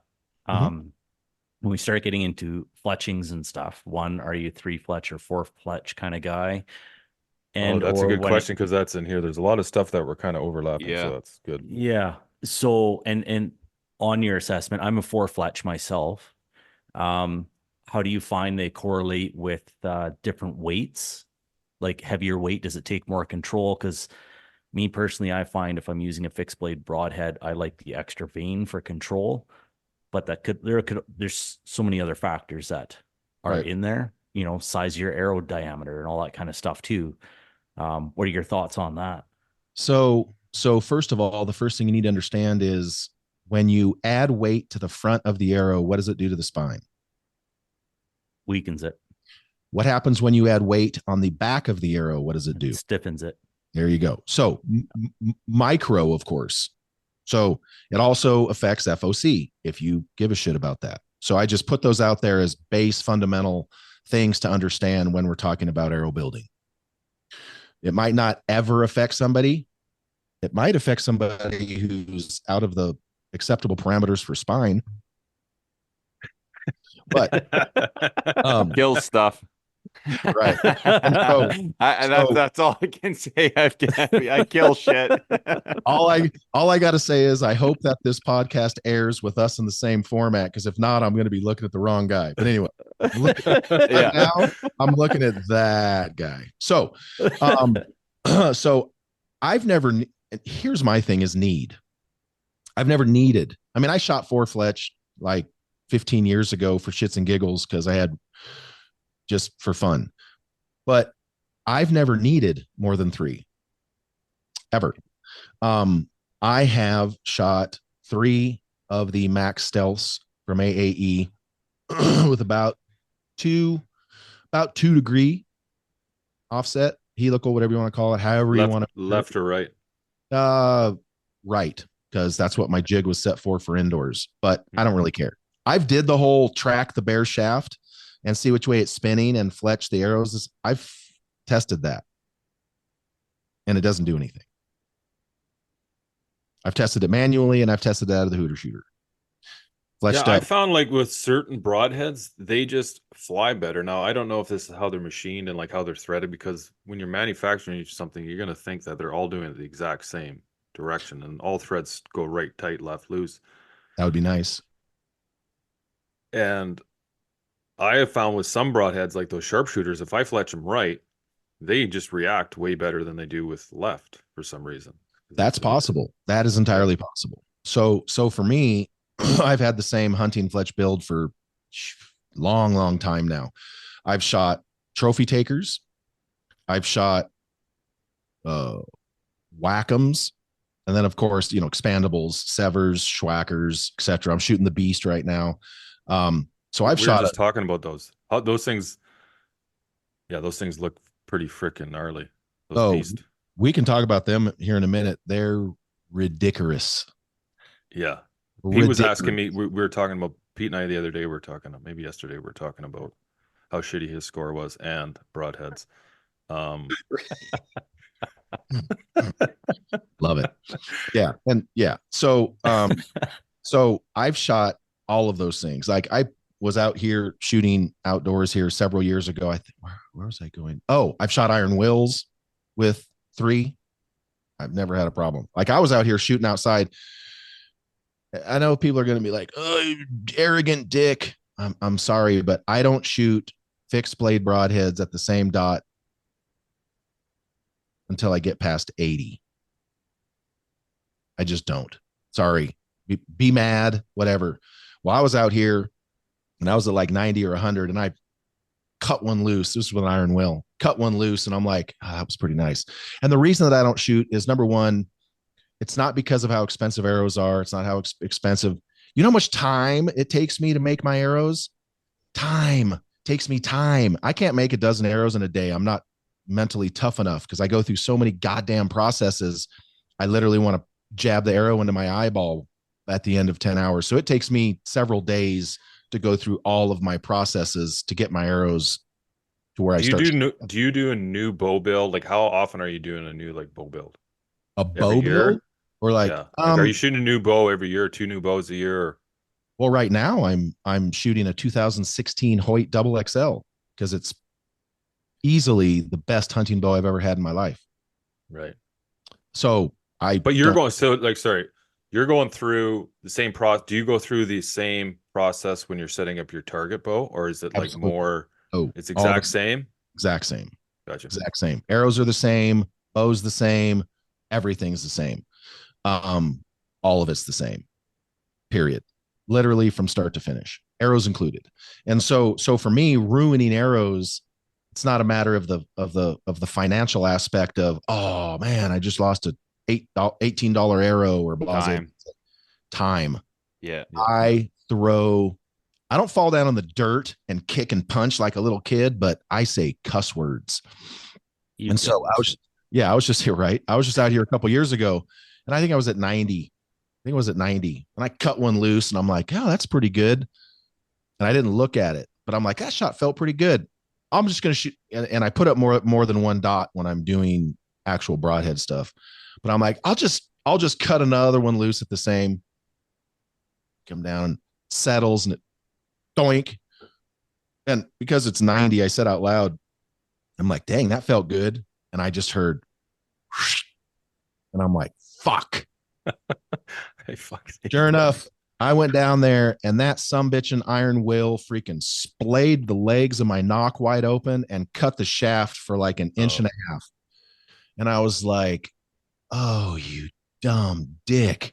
And I had literally just said on social media a week or two before that I don't shoot broadheads at the same dots. And then I did it at 90 and hit my own arrow, which is not bragging. It pissed me off. So for me, I've not had to use any more than 3, whether it's expandable or fixed. And iron wills are big heads, but they're made well. And to your point, yes, the head being made well has so much to do with it.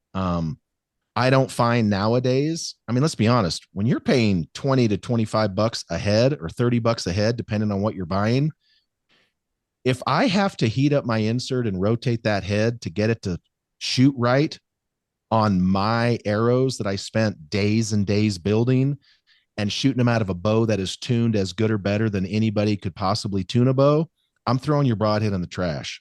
I'm sorry. Your broadhead should be made well enough that when I put it onto a high level built arrow, a high level tuned bow, and a used to be decent shooter like myself sends it down range, if it doesn't go where I think it should go, that's a you problem. Just being honest. I have enough experience and I'm a decent enough shooter and I tune better than most that if I have to babysit a broadhead at that point, I'm taking it off. I'm sorry. That's just me. With your fletchings, how high are they? The only reason I ask this is because, especially where I live in BC, it is a pain in the ass to actually track down a variety of fletchings. I'm all about experimenting. Shit, if I could have 20 different kinds here, I'd be switching them all the time to find out which works for me. Right. I can find blazer veins and NAP, which are, to me, they're virtually the exact same vein, but I can't find anything else. I can go to Cabela's, whatever, in Calgary. Yeah. Like, it is a pain in the ass to get a variety. And there's other ones I'd love to try. The QA2s, is that correct? It's been a while since the Q2I. Thank you. I've seen those ones, and I've seen a couple others, and I'd like to experiment with some of the ones that are a little longer too, like the 2.5 inch. And fuck me if you can find anything. And then what works down in Florida, like they're selling some of these things for down south, they're too brittle for up here in Canada. So it's you start hunting in the -30, it's tough. Yeah, I was thinking that same thing about tack veins, right? Tack, how they're super hard, like how they do in the cold, and then too, like, because you have to order everything online, right? Like all the AAE stuff, there's nothing like that on the shelves here. Like, no, there is once in a while you'll find a place that has them, but most of the time you got to just order them through AAE. Exactly. You can order direct through AAE, and that's where I order I order my rests and veins right through AAE. I was just gonna say they're pretty good too. Like their customer service. Like I had an issue with that prophecy when I was shooting. When I went on that West Coast hunt in early January, something happened and must have got a little bit of moisture inside the rest. And then when I came back home and I was shooting at like the colder temperatures, like -25, it started to freeze up a little bit. But like I sent them an email and then I called them. They didn't get back to me email, but when I called them, they responded right away. And then they got back to me like not that day, but like a day later. And they just said, just loosen these 2 screws. They showed me a little video and like spray a little bit of like WD-40 in there, and it worked. Right. So there is this new thing called the internet that you can order stuff on, by the way, but it gets to the cost too, is the other thing. Like that's true. So I am testing a newer vein right now that I've been incredibly impressed with. And that is this weird looking thing. I've seen those. Yeah. Dude, they're called the Super Sabers. So we can get into that. Let me finish the number of veins thing. That's why I got up and went over there to grab some. But so for 3 for me has always been enough. I don't need anymore. I don't care about 7 or 8 more grains on the back or 7 or 8 less grains on the back. There are some caveats to this though. But so for me, I've never needed it. Like you guys know the blazer vein, the whole intent of that was so that shops could put those on because a giant vein like that corrects bad arrow flight quicker.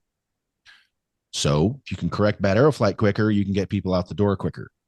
Yeah. That doesn't necessarily mean it's going to be better, but it just means that, you know, you can get folks rolling quicker. So for me, I've never needed more than 3. Now, with that being said, there are certain situations. For instance, Lee Lakoski called me years ago and said, I'm going on a hunt up in Alaska somewhere for some rare sheep or goat or something. Anyway, it's going to be shooting extended distance and it's going to be extremely high wind. So he asked me, what should I do for vanes? Because in high wind at long distance, you don't want to be shooting big old giant vanes. So I had Lee take a 2.0 shield cut target vane and put 4 of them on his hunting arrow. Now, because it's high wind, those are loud. These are target vanes. They're not made to be quiet. So don't think they're going to be quiet. He loved them. He shot them for years.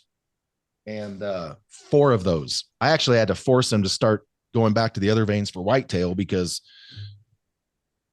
we're not going to sell a bunch of target vanes to hunters. But anyway, so there are certain scenarios where it makes sense.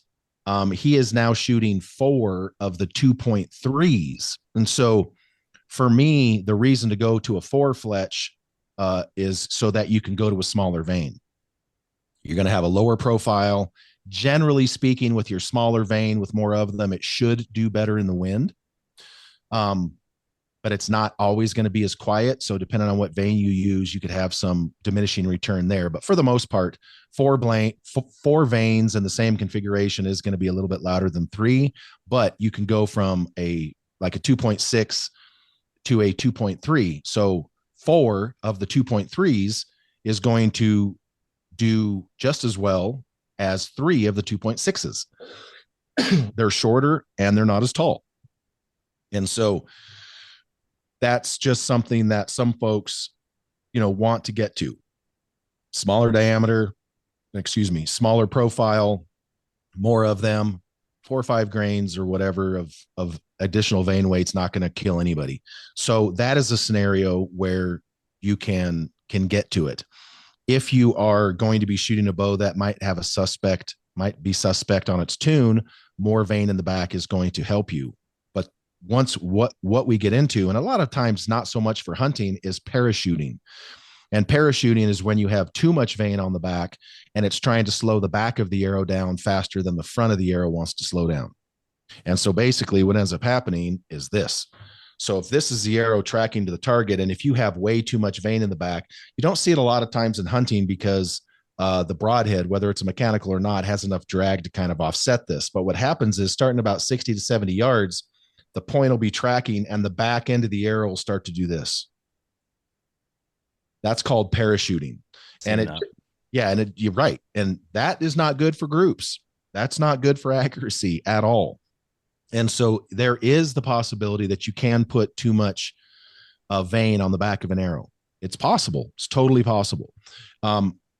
Generally, you can run into it in target shooting. In hunting, not generally so much. But if you were to put 4 blazers, if you were to put 4 max stealths on an arrow with a heavy helical, I mean a bunch, and you were to shoot a beast or a sever or a broadhead that didn't have a very big wind profile, you could potentially run into some parachuting at longer distance.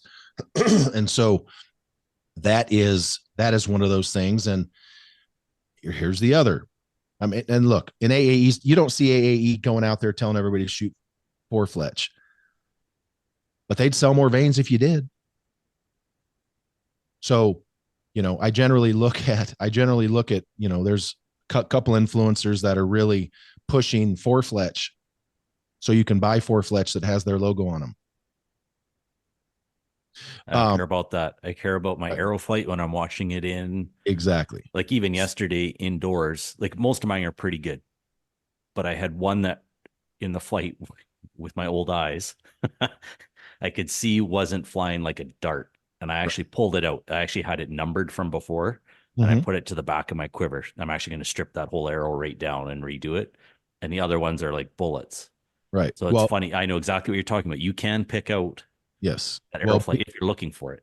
Before you do that, just rotate the knock on that. Do some knock tuning. Knock tuning is something that I do for hunting and target. I will stand there at 100. It's my comfortable distance, folks.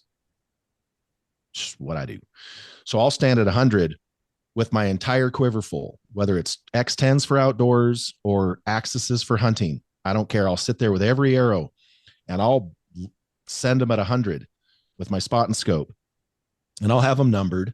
And if I break a shot that's good and that arrow doesn't hit the middle, I will rotate the knock on that arrow until it does. Because if you have 3 veins on here, there's 3 different orientations that knock. I mean, yes, if you're shooting a fall away, technically it's way more than 3 because your orientation doesn't matter. But for the sake of this conversation, with 3 veins on there, that arrow is going to have 3 impact points. And generally speaking, it's going to look like a pyramid, sometimes a funky pyramid, but a pyramid nonetheless. So if you rotate that knock to the next orientation, it's going to move the impact point, and 95% of the time, one of those is going to be in the middle. So you might not have to strip that arrow down, just rotate the knock to the next orientation, and it might go right in the middle.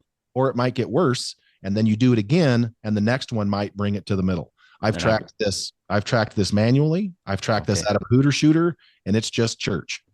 If you have just likes blaming his equipment. Oh no, I'm still beating you. That's all that matters. So you got to figure out your shit there. Right. You do all this trash talk, and you're going to see me pull up to the bighorn. Greg Poole's going to be behind me and be like, what? Yeah, I didn't tell you I invited this guy. We've been working out for weeks together up here on his summer vacation. I'm ready. There you go.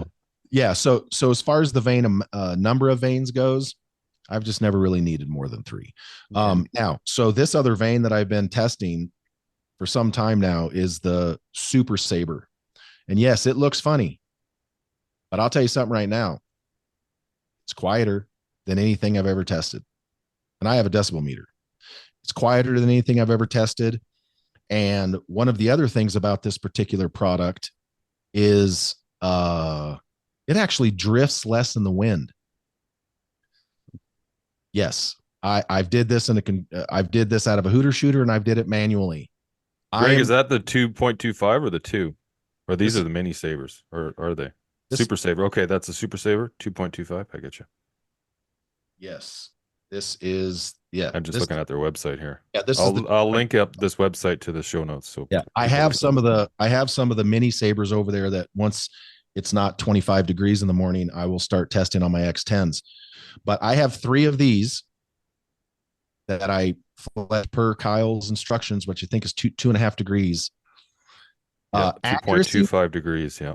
Yeah. Accuracy wise, I couldn't shoot a perceivable difference in accuracy between the AAE Max stealths and yes. Got a little accident there. A little too close. Yeah. Let's go, Brandon, baby. Yeah. Anyway. And so yeah. And so I can't shoot, and the hooter shooter didn't either shoot a perceivable difference in accuracy between the Super Sabers and the Max Stealths. That's crazy.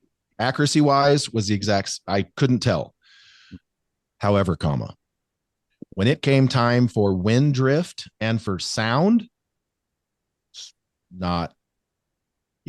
it quieter by which blows me away looking at it. I'm like, wait a second, that should be loud as shit. It's not. It's super quiet. I mean, ridiculously quiet. And then in the wind, I was doing it at 55 yards, and both out of and obviously because I was subject to a little bit of wind, I was standing behind a block thing, so it wasn't killing me, but I consistently was getting 2.5 to 3 inches less drift with 3 of these. Wow. At 55 yards. Greg, you're shooting there's 3 stealths on that arrow you're shooting, right? Yeah, okay. Yes. Yeah. My bucket of hunting arrows is outside. This is one just happened to be in my seat right here, so I grabbed it. So I'm shooting 3 stealths and 3 DCAs of these super sabers, not on the same arrow, of course. And accuracy wise, the same, but when it comes to sound and wind drift, it's not the same at all. Okay, so there's a question here about arrow placing the distance. I guess what they're trying to say is there a preferred distance away from your nock to the back of your fletching? Assuming that's what this question is saying. Yeah, so it doesn't touch your face. End of answer. If you look at go look at Tim Gillingham's social media, his vein is that so it doesn't make any difference. No. That's what you're saying. Okay. Nope. His vein is that far from the back of the arrow. Mine is that far from the back of the arrow because can't have want to rub it on your face. Yeah. Can't have it touching your face. I was going to say last year, because I got my other jig that I bought the first, and you didn't know any different. The first jig was just a basic one. And just like you're saying, it was only like this far away from the end of the arrow. It was nothing. And then this new jig, I can adjust it quite a bit. And I started playing with that with a few arrows. And I'm sitting at, I'd say, an inch from the bottom of the bottom of the carbon. Yep. And I'm not really noticing a difference. No, in general. No, I have a story for you. So this is way back. Alan Ruddick was one of the best shooters I've seen in a long time out of Klamath Falls, Oregon. And his nickname, Alan's a great guy, super smart, but his nickname was the Mandible because he had himself a jawbone, very strong jawed. And so I started calling him the Mandible. Well, we were in Redding, and if you know, Redding is a Friday, Saturday, Sunday shoot. This was Thursday. We were practicing. This was 15 years ago, whenever he won it. And he kept getting these weird arrows. He's shooting wads like this at 80 yards. It's ridiculous. But then all of a sudden he'd have like a weird one. And he's like, what the shit? So I started watching him. And sure enough, he had fletched his arrows too far back. And the one vein was touching his mandible, but he didn't know it. Oh. And so I said, bro, that vein's touching your face. Thursday night before the event, dude strips off every single vein on his arrows, refletches them, and he obviously, has me mark on the arrow where it'll be clear. Refletches every single one of his arrow Thursday night and shoots Friday, Saturday, Sunday, and wins the event. Wow. Can't have vein contact on your face. It is an accuracy killer. And so, so I've never seen anything that says or proves, I've tried it. The only thing that'll kill you is having that vein touch your face. So it doesn't matter whether it's 1/8 of an inch from the back of the carbon. Yes, I'm quite sure that there is a scenario where if you put it too far down, don't put them by the label. Other than that, you're going to be good. Perfect. We got there's a lot of overlapping questions, so I don't think I need to go through these. And there's a lot of questions like, how do I overcome target panic? Well, target panic is it's more of a mental thing. 100%. It's 100% mental. Yeah. And there's a lot of ways that people, I've suffered from target panic a good bit. And so there's a lot of ways that, people try to get through target panic. The problem is it's different for everybody. There is no universal fix. There is no magic button, a new bow, a new this, a new that. None of that's going to fix it. It's only going to hide it for about a week. And then it's going to come back stronger than ever. And so, really, as far as target panic goes, the number one thing that, I can suggest is, first of all, just talking to yourself pre-shot and just understand that that is not going to lead to success. And a lot of the times target panic comes from a fear of succeeding, a fear of hitting what you're aiming at. That's basically what it comes down to. You're so worried about not hitting that you do something that guarantees you don't hit. And the worst thing that can happen is punching one and hitting, because then you plant the seed in your mind of, oh, I can get away with this. No, you really can't, especially not at a normal human's level. Yes, we have some command shooters out there. Tim Gillingham, Kyle Douglas, Jimmy Lutz is killing it right now, and he hammers it. But they are mindful of what they're doing, and it doesn't always work out for them. There's times you'll see Jimmy Lutz or Kyle Douglas or whatever, and they have 3 holes down there in that target, and all of a sudden they miss by this far. Now that ain't their equipment. That's being a command shooter coming back to bite them in the rump. A lot of times they can get away with it, but I mean, you know, and a lot of people are going to tell them, oh, well, you know, just shoot blank bail forever, or thousands and thousands of shot. Well, you know, you can do that, but your problem is not a blank target. Your problem is aiming on a target and the inherent mental reaction to it of see it, hammer it, let it go. One of the things that I did was I would set up in my garage back at the time. I would put a target face on my target, but I would adjust my sight to where I'm not hitting the target. And at, 5, 6, whatever my garage was, I would just sit there and it took a while. But I would aim at a fresh face and then just start executing and aiming on a blank face, but I'm not hitting it. I'm hitting off target, off paper. That'd be bad. Off paper. And then that was kind of one stage of it, of kind of getting through it. But really it just comes down to, whatever your mental, faculties are, whether you're a type A personality, type B personality, what is it that is driving it and causing it? Are you overbowed? Is your draw length too long? There's a lot of, do you have too much weight on the front of your stabilizer, too much weight in the back? What you're aiming, a lot of people get target panic because they're not able to aim and execute a shot that is comfortable and get the reward they're looking for. So they're always driving by. Yeah. That's not saying it needs to come and just park and sit in the middle, although that's nice. That's not reality. And so that is another thing that causes, a lot of target panic to creep up, is people's visual thing doesn't jive with their mental program to where they can actually, get through that process comfortably, because they have 2 separate things that they're worrying about. I mean, I don't know if you guys have heard of Joel Turner and Shot IQ, but he is definitely onto something. Everything's not for everybody, of course. Yeah. But you are going to get things in the Shot IQ program that are going to turn on some lights for you. And that's really what it boils down to. I think everyone goes through that at one time too, like target panic. Yeah. 100%. And I know, so when I'm going through my process of a shot, it's always doing like a little figure 8. And then I'm just like, if I'm at the point where it's like, basically it's going to pull any minute. It's just like, no, I'm consciously, subconsciously saying to myself, no, waiting for it. And then all of a sudden I get to where I want to go, and then I just break. And I think my cousin helped me with that, getting to that point of getting over that target panic and just accepting I think when I had target panic, I was trying to do what you're saying. It was just hold it on the pin, hold the pin on the target perfectly without having any deviation and any pin movement. Yeah.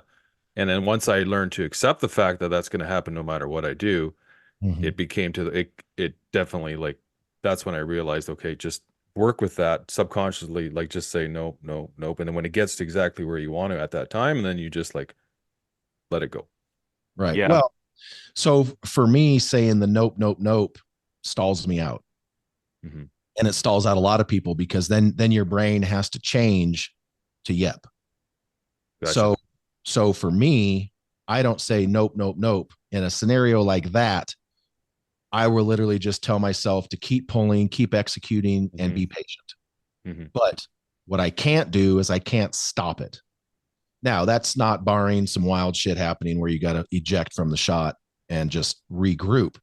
But for the most part, my biggest problem in my entire career has been hanging up. I'll aim in the middle and it'll just park and nothing will happen, because I'm thinking so much about the aiming, I'm not thinking about the executing. And the aiming never sets the shot off for me. It's just pretty to look at. It's like having a hot chick in a glass case, break in case of, anyway, I'll just end that joke right there. But, so for me, I can't say nope, because then my mind is like, stop, go. And so do you find it's easier for people like I think everybody, yeah, even Derek shoots.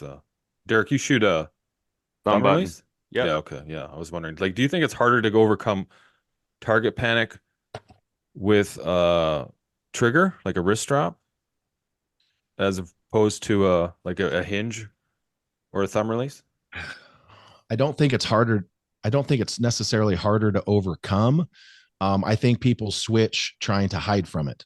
Oh yeah. So trying to mask it. Yeah, like me hunting. I think I told you the story last week where I could be on a practice bail with my old Fletcher release that I still have, and I could wear it out. I mean, accurate like you couldn't even imagine. But if you put fur and a heartbeat on the other side of my pin, I'm done. But then I went to a hinge, which I had shot thousands of times for targets, and it was just a whole different mental program. And I've never went back to a wrist rocket. But for a lot of people, they will have an issue and they will try to change to hide from it. I already had a program for a hinge. I went to a wrist rocket because that's what I thought people did for hunting. So for me, I already had that duality. But the one thing about, this particular issue is keeping your mind going in the right direction. And so for me, maybe it's different for you, but for me saying no, I can't do both. Gotcha. And so for me, I get hung up staring at my aim and forgetting to execute versus keeping executing if my pin's out in the red. Well, obviously there's parameters there in the box. And so if my pin's moving around the spot, I can't change that, because if I change it and I stop it, then I'm stalled back here. That's not going to work. And so what ends up happening is I try to slow this down and give this an amplitude that I'm comfortable with. And then I keep trying to execute back here. And then hopefully, boink, it goes in a good spot. And so, but for me, the whole stop, go thing it just stalls me out. I know for like bench rest rifle and stuff like that, like the real long range stuff, I've seen a lot of people battle with target panic, and sometimes it's based off of groups too. Like people that shoot a lot of groups, they're shooting fine, they get 2 together, 3 together, then that anxiety starts building and building and building. So like switching to shooting dots, then shooting groups, and then having a process of draw back, anchor, pulling through, doing all that. Like this is the same thing we used to see all the time with rifle, where people focus on too many things. The mind can't handle that many processes at once. So you have to nail down the process, and then once you get to the shot, you'll see that too, where like with rifles in particular, you'll see where their trigger is super sensitive. They want it to surprise them. That's usually masking some shot process follow through problems. And you'll see, I see that with archery too, and even in myself, where I have to get to that point where there is still a point where I can pull, I can let down, I can leave the shot, but then that execution point, you have to have the aiming, all of that already complete, because you'll see that anxiety. I'm sure that's where Joel Turner is coming from with his rifle experience, because that is so apparent with people where they're shooting groups at long range. They just continually will shoot smaller and smaller groups, and then that anxiety goes through the roof, and it's a breakdown of shot process at that final. They'll hold their breath, they'll get tunnel vision, they'll start punching triggers. And then if you can just identify then yourself and just force your brain to just slow down and just focus on your trigger. Right. Well, and that's one thing that Joel has going for him that I certainly don't, and is that he's had to shoot humans. Yeah. So shit. When you've had to do that, and that's why we see all these videos online of cops getting into firefights and they're shooting the dirt in the sky and all this other stuff. Yeah. They're not ready for that. Well, Joel had to go through that, and then he developed this. And look, I like Joel. Full disclosure, I've never taken his program, but I love Joel, his wife Sarah, and obviously Bodie's a great kid. But he is on to something over there in that he is a firm, and like I said, I've never taken his program, so I can't repeat his stuff verbatim. Mm-hmm. But the idea of what he's talking about is mapping. Yeah. And that's something that I've literally heard him say 20 other people. You ever had one of those shots where you draw back and everything's good and you come down and everything's good and it's you're aiming and you hit a pow and it goes right in the middle? They're like, oh yeah. Do you remember how you did that? Yeah, exactly. And they're like, well, no. Well, then you're not mapping the processes. Your process to success. Joel talks about it way better than me, folks. Don't judge. But and I would encourage you to, reach out or go to the website or whatever. I've not, by the way. I probably should, but anyway, he literally is onto some things about, look, if you do something and you have success with it, why aren't you mapping and recording in your mind, excuse me, what led to that? Instead, we're talking about target panic, which is everything that won't lead to success. Yeah.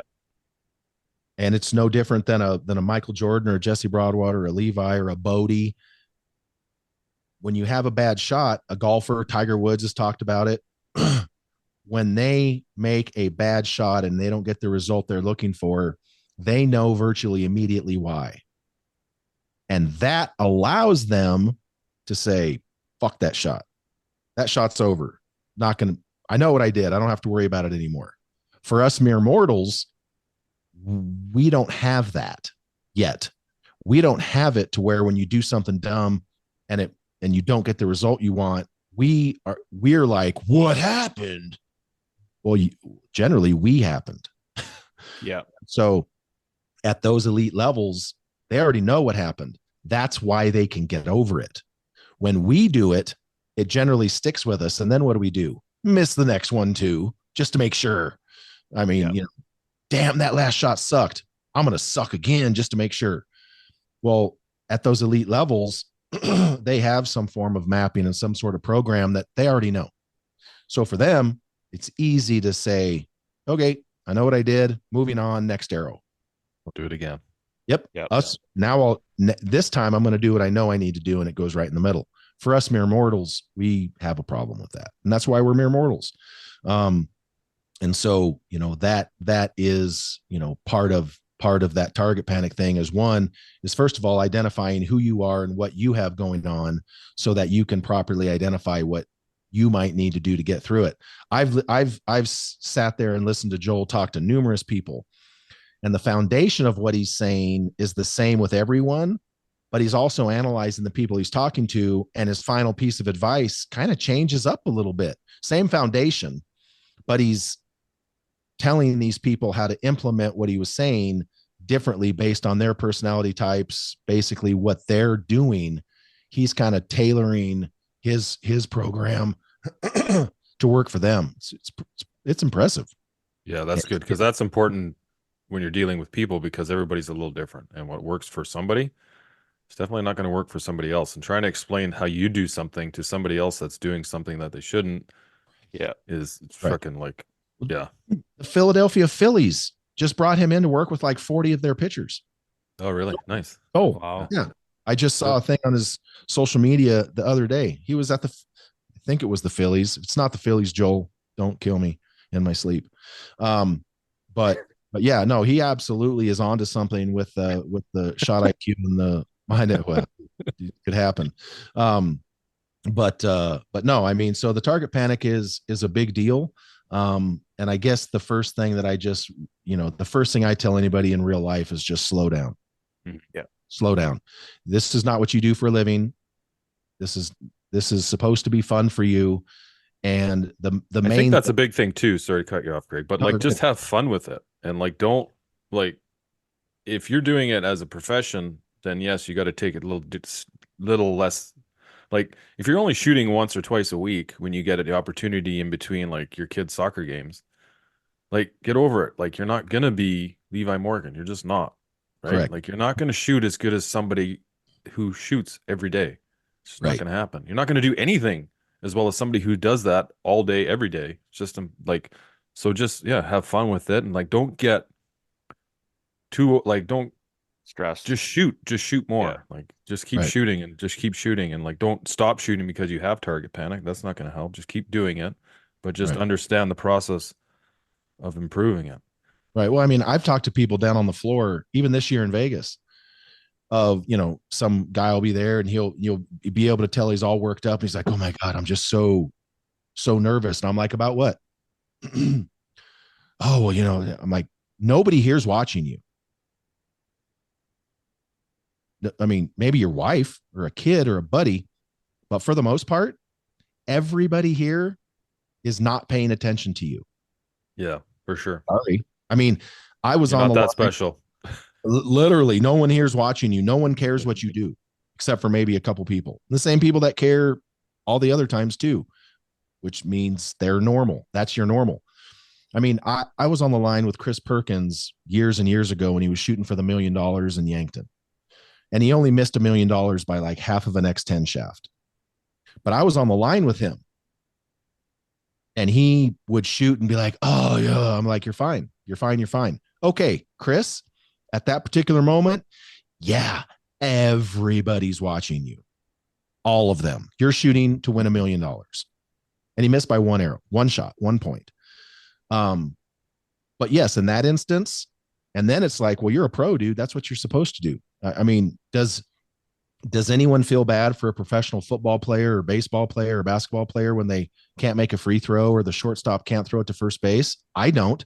Like, bro, you make $10 million a year. You better figure your shit out. Mm-hmm. That's I don't the expectation. Yeah. I don't care what you have going on, bro. You're a pro. Figure it the fuck out. Yeah. If you get some random dude off the street corner, or like when these folks go out to throw the first pitch at games and they throw it into the dirt, no one cares. They're not baseball players. No one cares. And so that's the whole thing is you're not doing this for a living. No one's going to take away your birthday. So if you have target panic, slow down. Just slow down. 100%. There was a lot of questions, but a lot of them had like overlap, and there's a lot of like, yeah, we're good. Fire away. Yeah, there's like I mean, we already covered a lot of this stuff, like arrow diameter and stuff like that, but like axle to axle, will that make my shot better? So axle to axle is a unit of measure that I think that's for like, depending on where you're hunting it, like this applies into that same situation we were talking before about like your bow setup and like where you're hunting. And so here's the problem. This is like, I get a lot of questions about, should I set up my bow through the burger button hole? The burger button holes for the rest don't mean jack shit anymore. Not in 2024. Those holes mean nothing. There is no standardization from company to company. The burger button holes don't mean shit. So if your arrow's above it, below it, through the middle of it, means fuck all. Let's get that out of the way. Number two is axle to axle was a great unit of measure for forgiveness back when we were shooting cams that I was never shooting. My wife, Kathy didn't want. She realized, Kathy's leaving, and she stepped in to say goodbye. And I was telling her to come here and give me a hug. She took 2 steps in and realized what was happening and ejected. Damn it! I don't know if you guys know my wife, but she is not about being on camera. Mine's the same. Yeah, nothing to do with it. That cracked me up. What was they saying? Laughing. Cam size. So back in the day when, you had 44-inch bows with cams this big, different kind of limb configurations for axles and all that kind of stuff. Well, back then, 9-inch brace heights. Well, all of that mattered for forgiveness back then. But now, basically what we have is a phenomenon called cam over.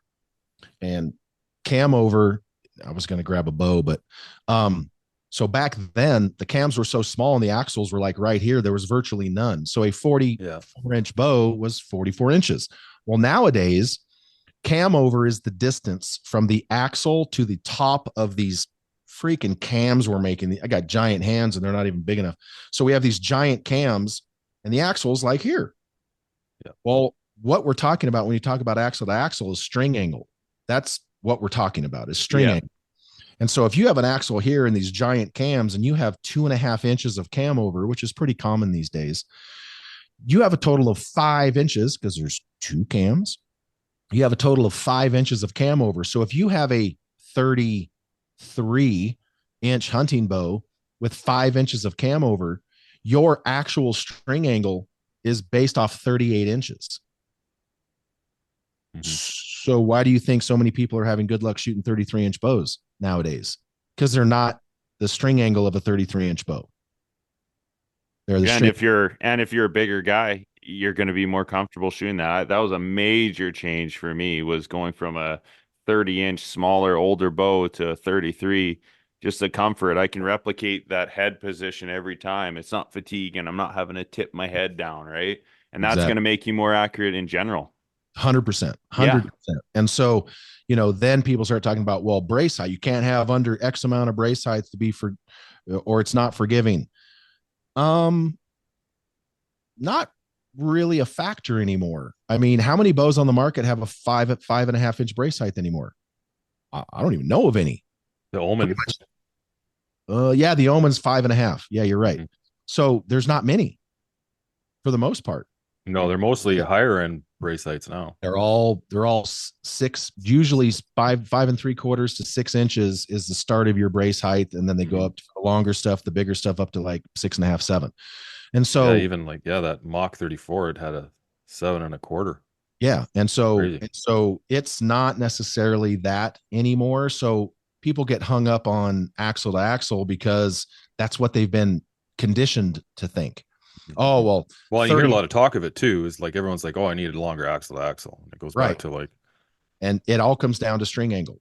And I got a question for you, Greg. Yes, sir. What about like reflex? You'll see some of the bows, like versus like the Matthews, that it's a more straight riser versus say like some of the carbons that they have like that big swooping reflex. Do you, like, from your hand position, do you notice any differences between people, or is it just finicky? It's personal preference. And number one, you see a lot of the target bows are a lot straighter than a lot of your hunting bows have that big curve you're talking about. Yeah. And, well, number one is that's where you get more speed. Yeah, for sure. But that's not where you get better aiming. And that's not where you get more forgiveness. It's not where you get better, it's not where you get the higher level of performance at the target professional level. That's just, it's kind of the dichotomy of having a Toyota Camry to go get groceries in versus a Toyota NASCAR that can't even really turn right. And it's shit to drive, and it rides like shit. So they're sacrificing some speed for aimability then, you think? Well, it's just the nature of the beast. So for hunting, they need the speed. Yeah. Also with that big swerve makes it a little bit, is going to make it softer in the hand. It's going to be softer on the shot. And that change in geometry allows you to do different things with limb loads, different things with cam design. There is a reason that your hunting bows look like this and your target bows look like this. It's they're purpose built. And that doesn't mean that Levi Morgan and Danny McCarthy can't show up with hunting bows and do good at an IBO. They can. But there is no scenario where you're going to see a pro archer show up to a non-3D Vegas indoor nationals, et cetera. You're not going to see them show up to big tournaments like that with a hunting bow, because they understand that the geometry is just not intended for that. And so it does have some downfalls, but at the same time, you're not going to see them hunting with a straight bow either, because it's not going to be as fast. It's not going to be as quiet. It's going to have other issues. So it's just a matter of one's built for one, not for the other. And like I said, to begin this thing, as the customer base has tried to force these things to fuse together, it's not made hunting bows any worse. But in my opinion, it's made target bows not as good. Yeah, because I was wondering, like, barring string angle, like the difference between, say, like my RX-7 Ultra versus the RX-7, That is a significantly different looking riser as far as like how much that angle is. I was wondering too if that plays a role, but you explained it. If they're just trying to pick up speed to facilitate a little more oomph, that makes sense. Do you find that they're more torque sensitive? Oh, absolutely. 100%. Yeah. 100%. Yeah. If you have a huge sweeping riser like that, it's going to be more subject to torque because the limb pockets are out in front of your hand. And so when you come to full draw, the center of gravity is going to shift, but it's not going to shift the same as a target bow would.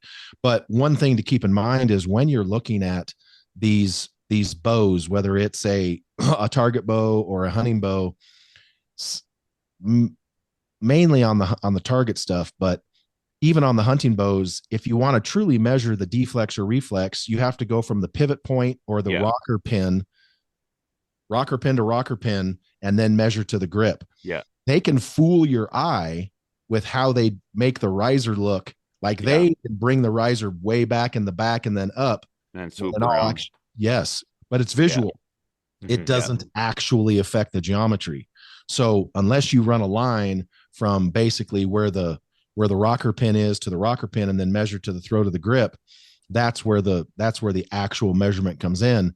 But what a lot of these companies are doing, they'll manipulate that geometry for whatever reason, whether they want it to hold better, whether they want it to feel softer, whatever the reason is, they can manipulate the look of the riser, and visually your eye won't recognize it as deflexed or reflexed as it truly is. Yeah, they're probably closer than you would think when you Correct. actually measure it. Okay. Some of them, yes. Like if you take your, I'll put it this way. The hottest selling bows right now, I don't have them. I'm not shooting them. I'm just saying the hottest selling bows right now are the Matthews Title in target and the Matthews Lift for hunting.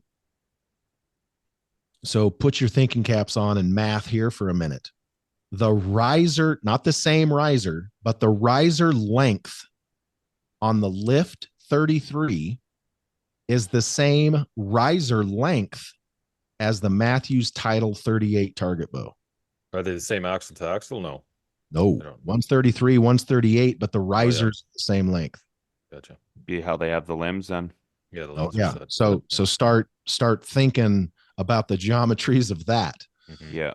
And we already know that the geometry of the risers from a target bow to a hunting bow are not the same, but yet on those two models, the riser length is the same. So start thinking about the engineering and the machining involved with making a 33-inch hunting bow's riser have the hunting geometry, but be stable enough to function at 75, 80 pounds versus the same riser length on a target bow.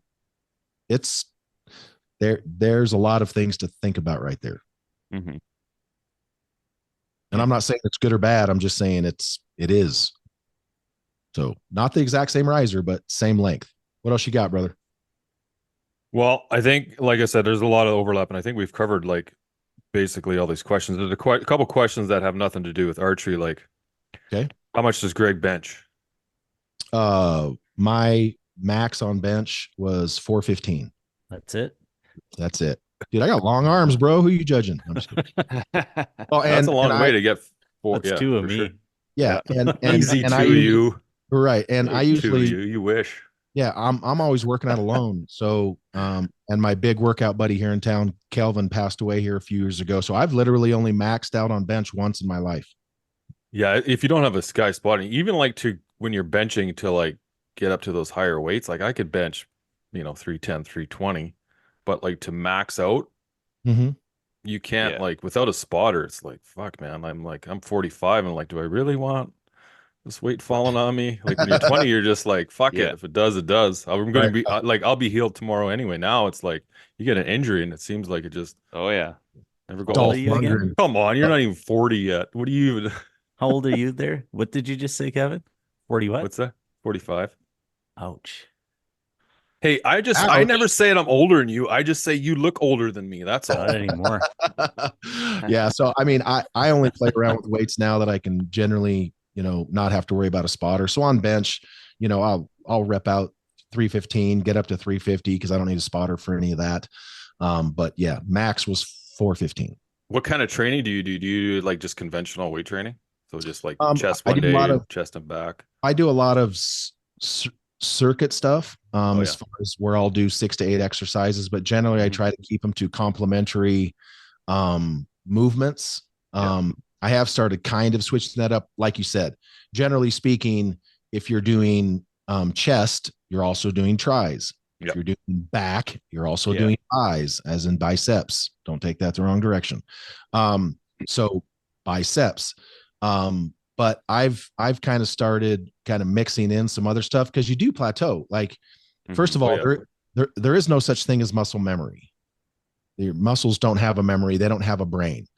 And I know a lot of people go, oh, it's just muscle memory. Well, there's no such thing as muscle memory. If I put a 5-gallon bucket with a lid on it full of sand, and I tell you to go pick up that bucket 10 times, you're going to walk over 9 times, and you're going to pick up that bucket. Your muscles don't know how hard to lift. Your brain tells them. If on the 10th one, I took all the sand out, when you go to lift that handle, you're going to flip that bucket up above your head because your muscle doesn't know. Your brain knows. And your brain is telling the bucket, or your brain is telling your muscles, the last 9 times we picked that up and it was full of sand. So we need to exert this amount of energy to move that particular item. Now, if I filled that bucket with tungsten, most people wouldn't have enough muscle capacity to even lift it, no matter what their mindset. So muscle memory is a fallacy. Now, muscle capability, well, that's another thing. I could throw $500. I could throw 500 pounds on the bench, and whether my mind thinks I can or not, my muscles don't have the capacity for it. Yeah, that's the difference. So there is no such thing as muscle memory. The memory is here. It's a matter of whether the muscles have the capacity to execute. Do you just weight train? What do you do for cardio? We live at the base of the mountains here, so when it's not freezing balls, Kathy and I will round up the dogs and we'll go walk the hills back here. I do, depending on the time frame in which I go to the gym. If you're a hardcore gym lover or a gym rat, I'm sure it's the same in every particular gym. It depends on when you go, depends on what crowd you have. Time of year. You go to time of year. You go to the gym in January and it's fucking packed.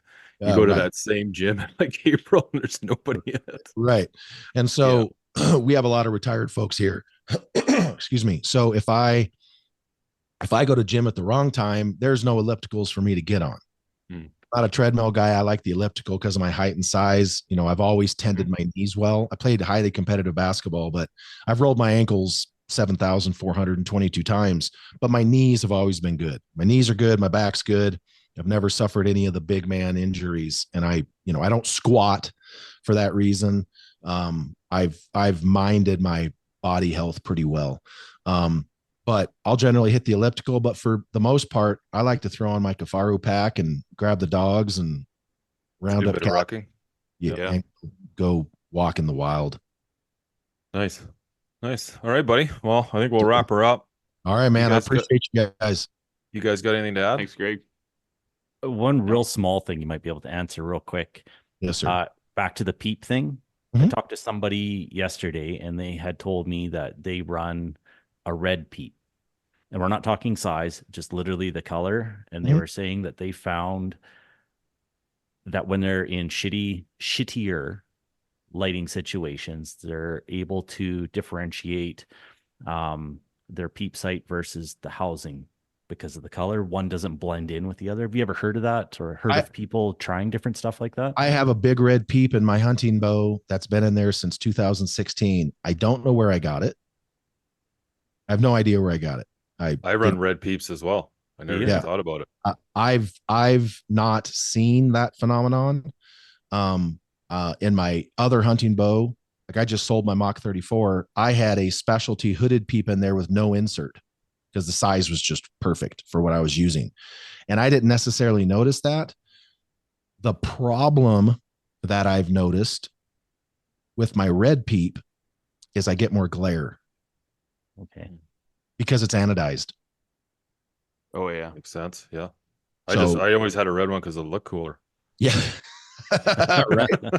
Yeah. Like I said, I literally cannot even remember where I got it, but it's been in that Hoyt double XL forever.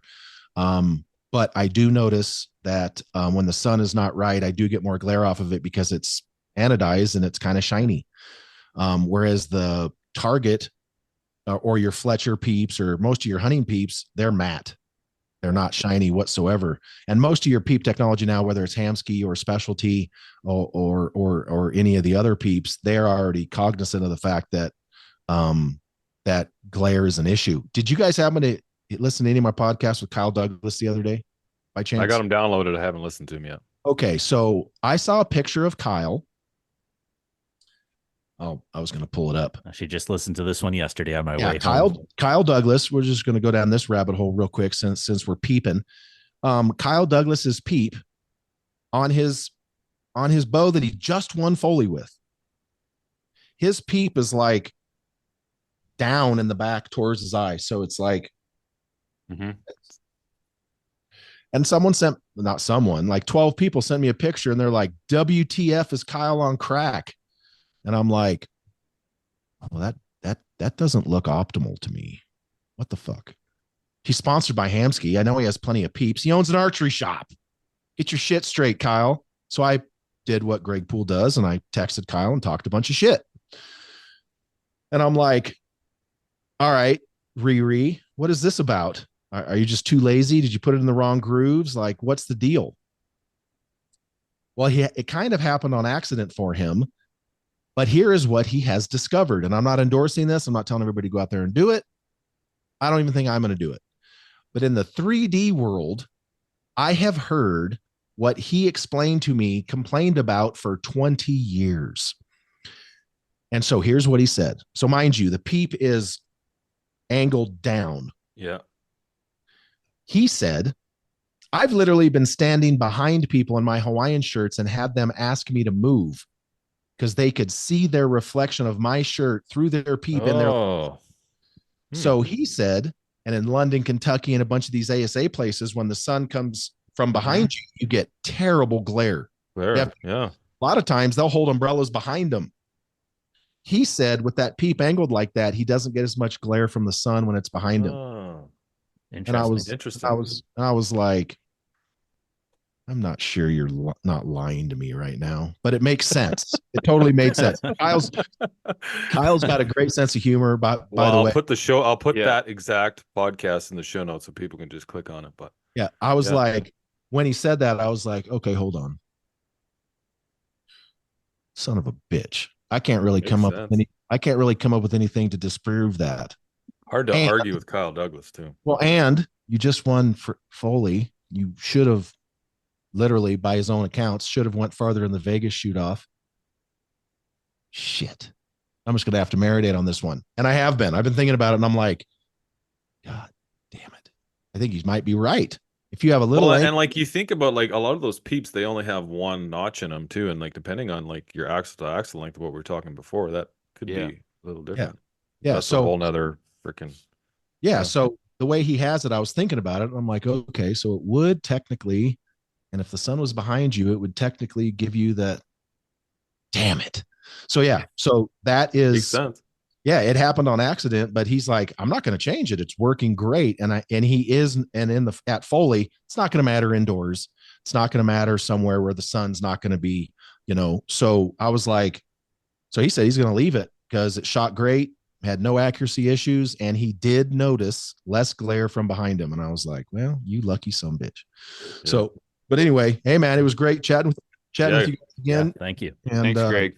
You guys keep going. I see you got the tank top there. I know you were over there doing push-ups to get that pump before you came on air there, Kevin. Yeah. Every day. Rocking them out. All right, guys. I appreciate you. If you guys ever need anything, man, go back at your boy. Okay, brother. Talk to you later. Have a good night. Later. See you.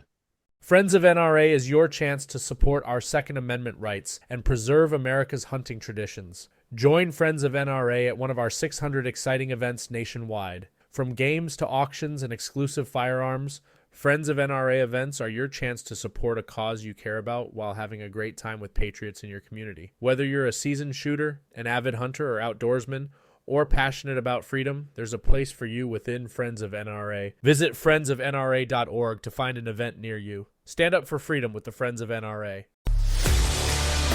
A life that has the stories to back it. A life to be proud of. It's a Winchester life. Yeah, baby. 6'8" Western. Oh, mule deer, baby, right there. Tune in every Tuesday at 7 p.m. Eastern on Waypoint TV.